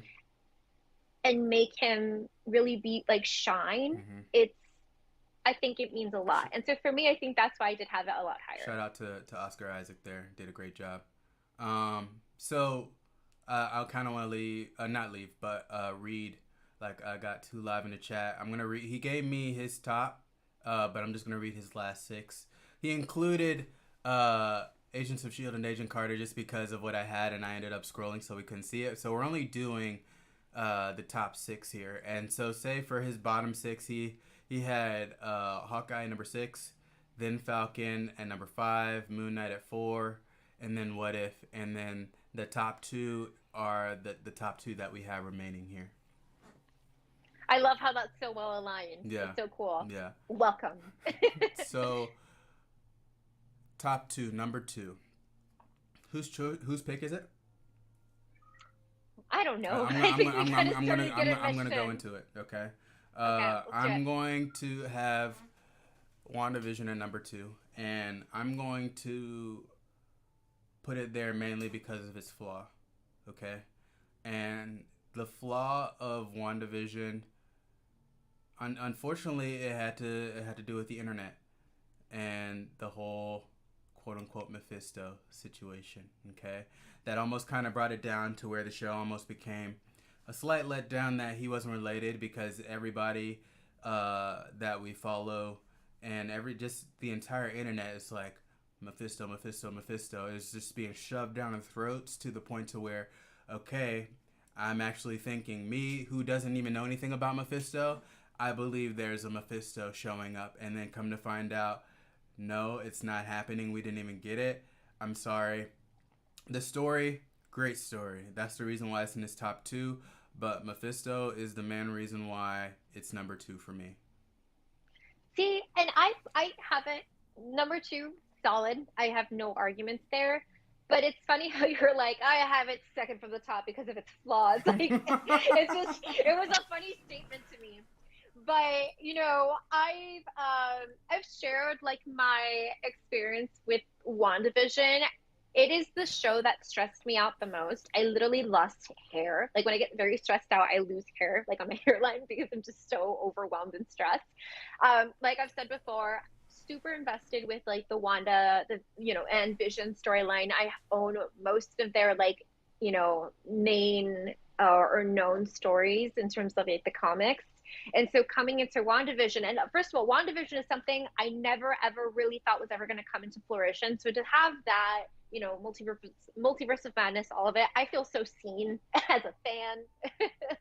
And so obviously I went in with a lot of expectations. Like if you're familiar with the storyline, like Mephisto is so prevalent in just like the way that her children are taken from her initially and everything. So of course, like the fandom that knew, and then everyone else like followed, and some people were like, I think it's too late for me to ask who Mephisto is and I'm scared to ask, like Me being it one of it them, was I huge. still don't even know fully. I just know the name that everybody keeps throwing out there. Yeah, and for those who don't know, like the reason that people were so like backing on to this is like, yes, the show had intentionally placed things to point to this character, and it's because they effing knew that we were waiting for it and they were messing with us. But for that reason, it wasn't like, oh damn, we just skipped the ball. It's like, I think the way they crafted it, it's like, we know you thought you knew where this was You going, thought. and we knew you thought that this was going to be the case, and guess what, we gave you something different.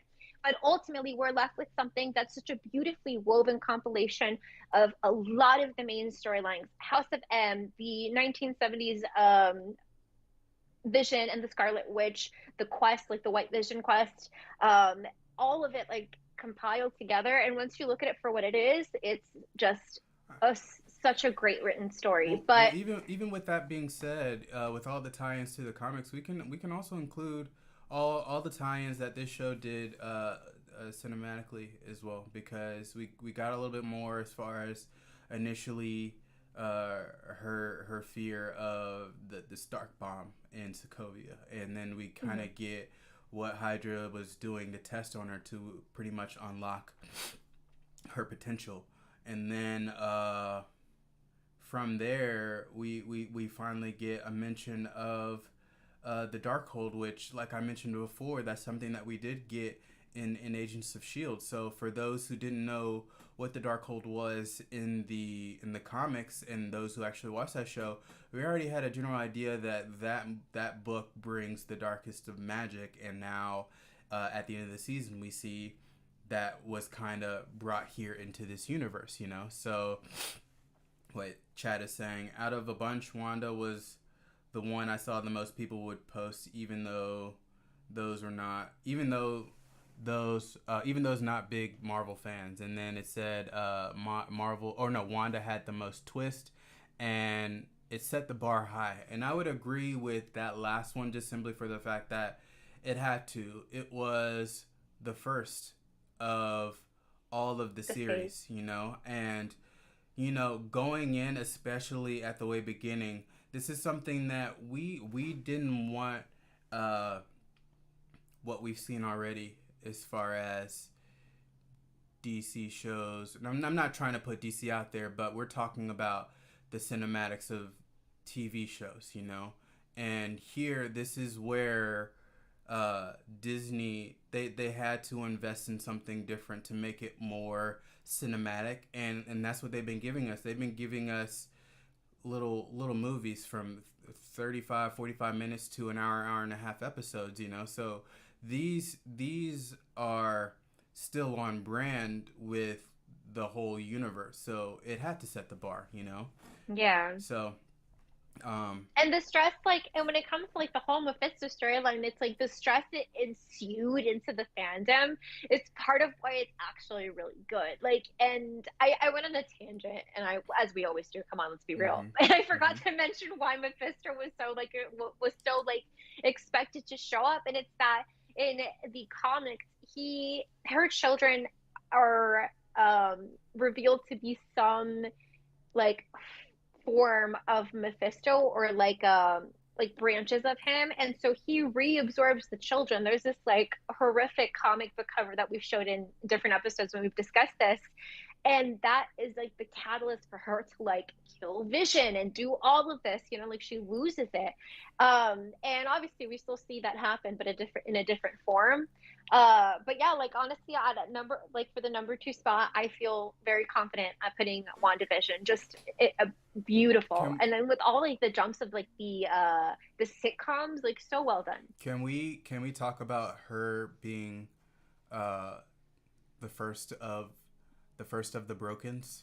Like, we talked about Moon Knight, but like Wanda, she was technically the first person here as far as being displayed to us, to where she is psychologically broken. She may not have a certain disorder or whatnot. She used her power to create a reality to get herself away from the reality of losing vision, you know? So, if anything, that I would say is a dissociative disorder of just That is imagination. psychosis. Right, you No, know? well, there is a name for it. Like it's psychosis. Like it's a obviously like a grandeur like representation of it, because you're obviously dealing with a person who can actually create the false realities that she's living in. But it's a representation of just like grief, depression, psychosis, which people do experience. And like this is why I love this just diverse display of different stories, because people can see themselves reflected in a way that, yes, obviously, like there are good and bad things associated with anything, but it's just nice to see characters who we view as invincible have struggles that are so similar to our own, Mm-hmm. and like we've seen it with other things like PTSD with like Peter Parker and Iron Man, and just, Mm-hmm. or even like depression with Thor when he gains all this weight because he just goes into this deep sadness. And I love that we're just seeing it in an even more like, I don't want to say obvious, but like obvious way, and seeing these characters that, and like broken is kind of like a derogatory term because in that sense, Well, but let me we're just rephrase. using Instead it. of saying broken, let's call it more human, because as of before, let's say the MCU, you expect superheroes to remain superheroes and they don't really go through anything but stopping the bad guy. But historically, here in the MCU, it's not only that we're getting good versus evil, we're getting good dealing with, I don't want to say real world issues, but their world issues, in a very human way. Yeah, and I think those are the things that keep us feeling connected with these characters, you know? So, um, I agree. Like she's not just the first to start off that like for this like phase, but it's the first thing movie or series to start this phase, I think, period. Mm-hmm. Started with Wanda. And so I think it's something that gave a lot of hope to the fandom in that, it's hard to see what comes post the Infinity Stone saga, you know? So it earns its spot as number 2 for sure. Okay, go ahead and tell us what number one is. All right, guys. You know something? I've had the opportunity to say the number 1 for both the movies and the Do it. shows. Do it again. Do it Ooh, again. we got Loki. Yeah. Ladies and gentlemen, Loki. And shout out to Two Live. He had Loki at number one too. And I don't think there is much of a debate. Yes, these are all great shows, but like I kind of mentioned before in my favorite moments, Loki, he introduced us to the multiverse. It may have been like was it the second show that came out or third? I think it may have been Mm. the second or Oh, third. I have it right here. I have it right here. It's the third. Falcon came before. So, being that it was the third show, we didn't know what to expect. But yeah, we get the multiverse. We get a variant of Kang. We get, or more so, I get a better understanding of what a variant is and how it can relate to the rest of any universe, and that includes Spider-Man and his variants, and now the Multiverse of Madness and everybody else's variants. So now Loki, it set the bar high, but yet I still feel like I wrote this down earlier when we were talking about formulas here. When it comes down to Phase 4 and the formula to win, especially if you're going to go multi-dimensional, multiversal, intergalactic, it has to have those different colorways, and like that in comparison to, let's say, Thor: The Dark World. It was like Thor: The Dark World. It was dark throughout the whole entire movie. There wasn't much difference when it came to colors and contrast and brightness and all that. But here, Loki, we're getting all types of visually like appealing things, to where it's not only just the story, but even the idea of, like, I don't know why it I like them so much, but I really like those little sticks that the TVA uses. The what are they called?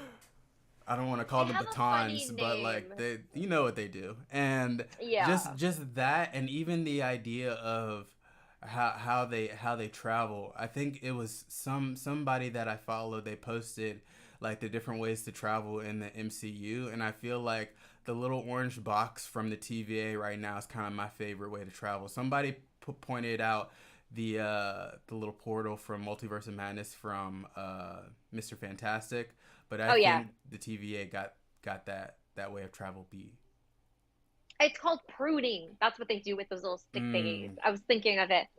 Um, See, with Loki, and actually one of the scenes I was gonna make my third spot. I had so many. Like I debated like five. One of them being like from the zombie episode, and it was gonna be like Spider-Man's like orientation video where he's like, "You want to survive a zombie apocalypse?" But the other one was, I think it's in the first episode, maybe the second, where Loki sees all of the flashbacks of his life, mm-hmm. and he goes essentially through like the character development that we see In Loki a go few through in minutes, Ragnarok. right? Yeah, because that's what he needed. Like this is like I mean, one of the things and the catalyst of him doing all the nasty things he did is that he struggled with self-love, and Mm-hmm. obviously that's all from his father, like horrible Odin as he is, Yeah. like, and it's so like this series is just so beautiful. Like if you look at it just on the character development, that Mm-hmm. alone, like just look at like Loki himself and just seeing him learn to love himself and then also like love like fall in love with one of his variants. Mm-hmm. And actually that being one of the things to help him get there, it's just so good. Like yes, we get all the grandeur that we want, like the multiversal talk, the time travel, like the pruning, the idea of like a sacred timeline, like all of that miss minutes, but also on like the small scale, it's like just this one individual storyline is enough to sell the whole show alone, you know? True. And it's a very good, it's just a really great series. And I just love the different variants that we get to see of Loki. And a Like Thor. the old, yeah, the old man Loki who, like this one scene, and I love that so much of the fandom just grabbed onto it. Like the fact that this old man Loki, who followed the line of a lot of people's theories that Loki never died in Infinity War or whatever, right? This is like this theory that the fandom had became a storyline in this show. Mm-hmm. And we see that if that was the case, Loki was going to be miserable. And all of his life, he would just be like longing to be with his brother, to be in Asgard, so much so that he was able to, by memory, create like almost like a replica of Asgard right in front of him. Like it's just beautiful. Like it's a great show, and I think it stands firm at number one. Mm-hmm. There's a reason why it's number one on all of ours, including like in the chat. Like it deserves that spot. And I think for me, the reason I have it ranked a little higher than higher than WandaVision, um, it's this is a character we've had since the first like phase of the entire like decade plus of the MCU. Mm-hmm. And I love that he still has like a hold into the series now, and it's his events that are the catalysts for all these other projects like No Way Home, you Mm-hmm. know? And And for that reason, I have it there. the chat just pointed out saying that, and it's like Loki is actually the only show to leave on a cliffhanger, you know. And with that being said, it's like we get a cliffhanger, right? We get the multiverse breaking, and Loki ends up to where Kang is the head of the TVA. We also get the fact that the whole saga of Infinity Stones is negated. Like we spent years praising these Infinity Stones to come to find out they're worth nothing here, you know? So Loki did so much to kind of throw everything we know out the window. And for me, that's what made it so good to be number one. And something, like obviously it doesn't mean that like the stones didn't have value in our world, or I say our world as if we're on 616. Mm-hmm. We might as well be. But it's like obviously in the TVA alone, they use them as paperweights, and Mm-hmm. I think the reason it means so much for the story is because it removes everything that Loki thinks is important: world domination, utilizing the Infinity Stones, etc. So he can really look at what's the core thing he's missing that Mm-hmm. he's trying to find somewhere else. um so yeah, like I mean, all of these are great. Like, I feel so happy to say that all of these TV series, because let's be real, like, the fandom was a little like, like that we're switching into TV shows. Like, are we going to lose the quality of stories? Are we going to lose the cinematic feel? And it's so nice to be here 6 years later and say definitively, like, that is not the case whatsoever. And these are actually blowing the the movies themselves out of the water in some cases, you know? Sorry. No, we're good. I'm responding to something real quick. But as of the top six, number 6, we have The Falcon and the Winter Soldier. 5, we have What If. 4, Hawkeye. 3, Moon Knight. 2, WandaVision. And number 1, Loki. So as of right now, that is our list for the Disney Plus shows. And of course, we will edit this list along the way because we have Miss Marvel and then we have She-Hulk. So those will be added to the list and ranked accordingly.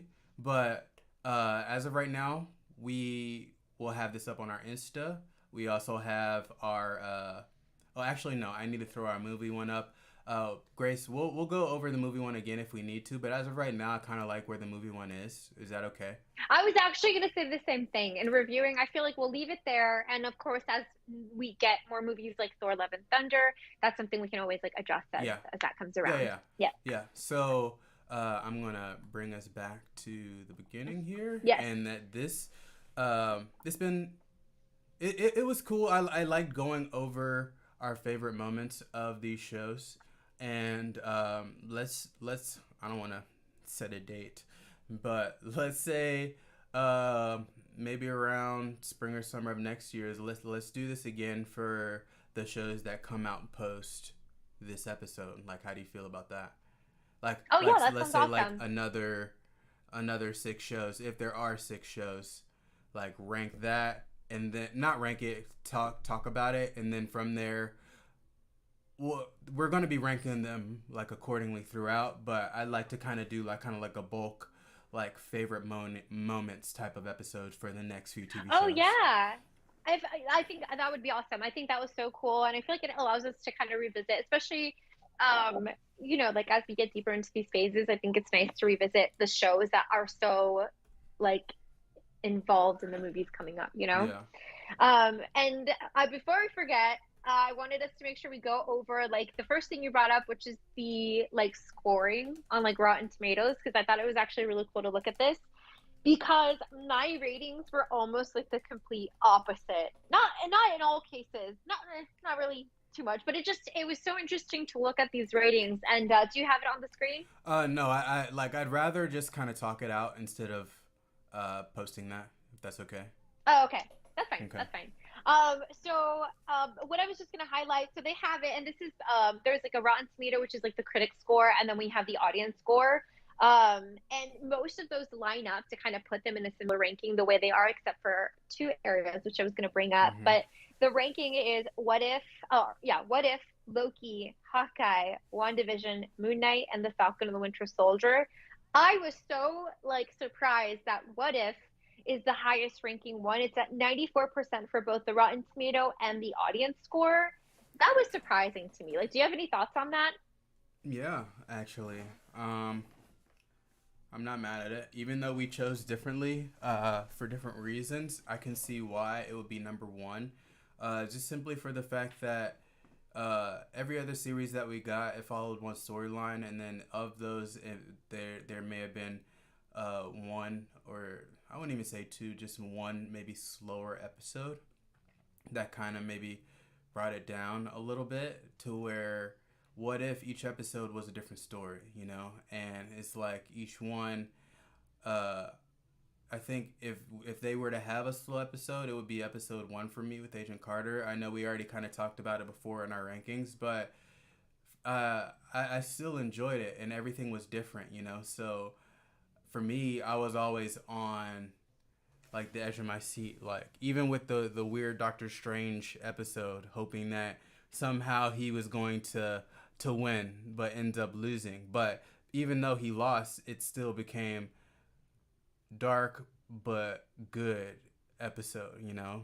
So Yeah, I mean, none of these are ranked above or below any of them because of any fundamentally bad thing of it, right? So right. it's like you can kind of make your own personal claim to put one above the other for sure. Mm-hmm.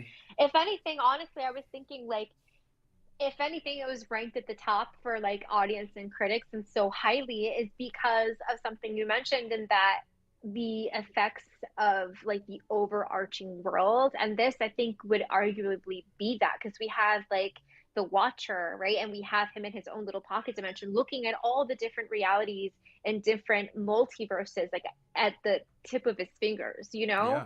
Yeah. And so it's also an event that like pretty much trumps any other threat we've ever seen Mm-hmm. in the MCU, right? Because it's this like buffed out Vision Ultron looking thing. Well, Ultron, we made it clear, Mm-hmm. ain't Vision. Mm-hmm. Aim fish. threatening all of realities, Correct. so it's yeah, I understand why it's where it is and like the overall ranking, but it did shock me initially. The other thing I wanted to highlight is that so the only discrepancy in terms of like where say the audience or versus the critique score will change the placement of a show Mm-hmm. is Moon Knight and WandaVision. So WandaVision on this ranking again is third from the bottom, Mm-hmm. and Moon Knight is put second from the bottom. So very different from where we rank those guys, right? Mm-hmm. Um, the critique score for WandaVision put it at 91, and Moon Knight was ranked at 87 for critique, which for me seemed very like I'm surprised any of these got underneath 90%, Mm-hmm. you know? However, cough or sneeze? That was a cough. But thank you though Oh, okay. I if didn't you were know gonna if I bless should say me. bless you. Yeah, I was gonna bless you. I didn't want to waste it though, so I had to Oh, okay, cool. Thanks for not ask. wasting, I guess. But You're continue. welcome. You're welcome. Thank you. And for Moon Knight, so Moon Knight's audience critique ranking is 87%, but the audience ranking is 92. So if you did the audience ranking alone, Moon Knight would actually be set at number 2 in the overall ranking. So Mm-hmm. I thought that was kind of cool. And I know it's kind of confusing if I say it out loud, which is why I was like maybe put the table. But I think it was clear enough. That's the only little area that there would have been a shift. It was kind of a big shift because they would have put Moon Knight second from the bottom to second to the top. So it's interesting to see that the critique score and the audience score was so different for that particular film, and I'm curious why or series. And I know you sent this to me yesterday, the day before, but I'm not really at it until like say right now. But I see we're on par with the audience and Rotten Tomatoes when it comes to Falcon and the Winter Soldier. Like I see that they got the quote unquote lowest ratings here, but again, that even 83% on Rotten Tomatoes It's is fresh. fresh. You Yeah. know, like no matter what, you know. But they put Hawkeye at number 3, and honestly, it like I could battle out 3 and 4 with Hawkeye and Moon Knight, and that's where we kind of left it. But to put Moon Knight like let's say at number 5, it's kind of that's kind of hard to I guess grasp. Even though like you said, it's the second highest ranked, and I would have definitely put it top 4, you know. But to have it at Yeah, number yeah. 5, you know, I don't know. That's the critics are haters are gonna hate. You know what I'm saying? Hey, it's gonna hate. No, I was. It's so interesting to me. Like the audience, like was so it received so well with the audience that it was second from the top, like outdoing Loki, Hawkeye, like Loki, WandaVision, all of that. And then the critique one is 87. It's like so interesting to me. Not even just like oh, it's a little lower than the audience because you can see there's some like differentiations, Mm-hmm. but none of it changes the ranking except for this particular one, which is just it was really intriguing to me. I'm like, okay, who are these critics? Um, What is their background? Why? one final question that I wanna kind of pose because I actually got to get going. Is actually from the chat. The chat says, it's like I think What If got a big surge because it was animated. What do you think about that? See, and I feel like the animation, I mean, obviously it gave them the ability to make all these different stories without having it to be a big budget. So for that, I'm thankful because we're able to get these stories. Mm-hmm. But I mean, the animation to me wasn't all that impressive in and of itself. So I don't know if I'd say that is the thing to like bring it all the way to the top. Right. This But is I my wouldn't. I field. wouldn't. I wouldn't bring it down. But you're not the first person to say that. Somebody actually told me that the animation bothered them, and I was just like, why? It's different. No, it's not anime. No, it's like the regular type of like animation that you see, but it's different. Like the closest thing I can think that's kind of close to it was it was like an animated movie with Keanu Reeves, and he was like semi kind of burnt out on drugs. But I know either, which one you're talking but about. either way, I actually studied it in film. I know which one you're talking about. I can't, right? and also Robert Downey Jr. Yeah, Jr. he's is in in that it, too, and coincidentally. Winona Ryder. Right, Yeah, right. yeah. And like I like thinking about the animation, I feel like it was similar to that, but that one was kind of built kind of based off of like motion, and they kind of put like a cartoon filter on it, you know, to where Hmm. here, of course, What If was definitely animated and we just had voiceovers, but I didn't really have a problem with it. But I don't know, haters gonna hate, and Grace a I will hater. say, no, I will say, so the animation, I mean, doesn't make it lesser for me. Like I said, I think I'm very grateful for it because it allowed us to get these stories that otherwise, like, they're not gonna give us this huge budget for these, like, such outlandish stories, like, great as they are. Mm-hmm. So I'm happy that this is the medium that allowed us to get these amazing stories. Um, but I think the reason the animation, it's not enough to bother me or pull me out of the story. Mm-hmm. It's just not amazing. And the reason I would kind of say it is lesser quality and not just like a different genre, Mm-hmm. like take, is because, so this is Disney Marvel, right? There is a thing that Disney's been doing with some of their original TV series, like more lean for kids that Mm-hmm. are live action, but then translated into, say, like, let's just say the fourth movie, because the third one didn't do well, now it's just animated Mm-hmm. just to complete the Mm-hmm. story. And the quality is maybe two dashes shy of what we have here, and it's just horrendous. Not the What If Right. animation, Right. but these ones, like, just, my daughter hated them, and Mm-hmm. so I'm speaking specifically to, it's called Descendants and the other one's called Zombies. Mm-hmm. And the last movie that they did was animated, and it was just so undigestible. Like, Ariel was like, Mom, I feel like I drew this myself. Man, oh man. And so it looks so similar, maybe like two or three notches above it. Mm-hmm.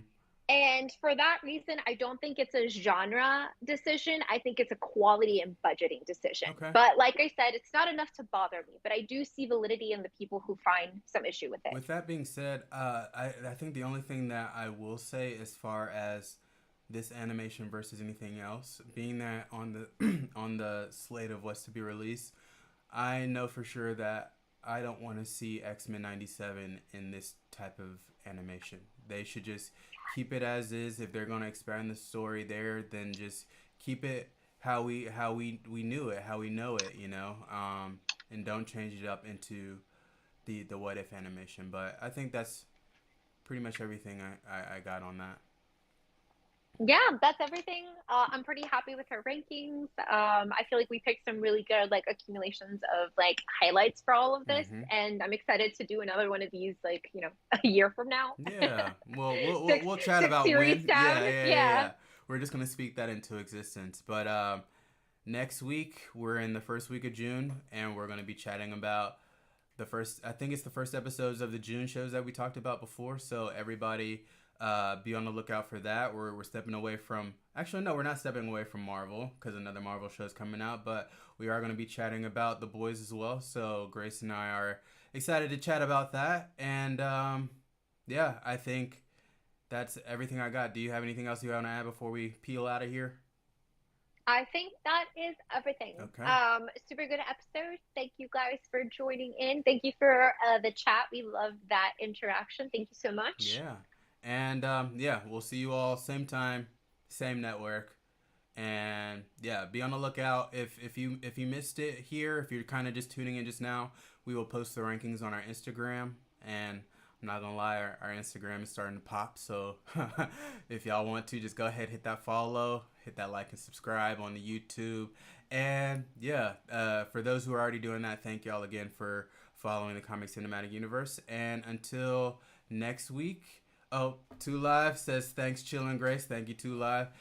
We will holler at y'all next week. So, Grace, you have a great weekend and a great long weekend at that. Or do you have Monday off or no? No, I don't take any Life, days off. life as a trainer. I know all about it because I'm working on Monday as well. So, enjoy your regular weekend off, and hopefully you get some type of fun on Monday. Who knows? I got a little grill on my little balcony. So who knows? I may fire Oh, we something got up. Brian's birthday is on Mondays. I think Monday's the 30th, right? Yeah, Brian's birthday, my partner. Okay. Well, enjoy your So we birthday. got a busy weekend. Yeah. Because you have the thing tomorrow, correct? Yes, we got game night. Okay. It's gonna be great. All right. Oh, Gonna mix and out. I've been told to tell you that we need to organize a little bit more in advance because we want to do it with y'all. You know what I'm saying? We want to have a game night. Oh, of course, I know So this. enjoy it this weekend, and then we will catch up with y'all on the next one. Okay. Cool. Goodbye, All guys. right. Later, guys. Y'all have a good weekend. Bye. Bye.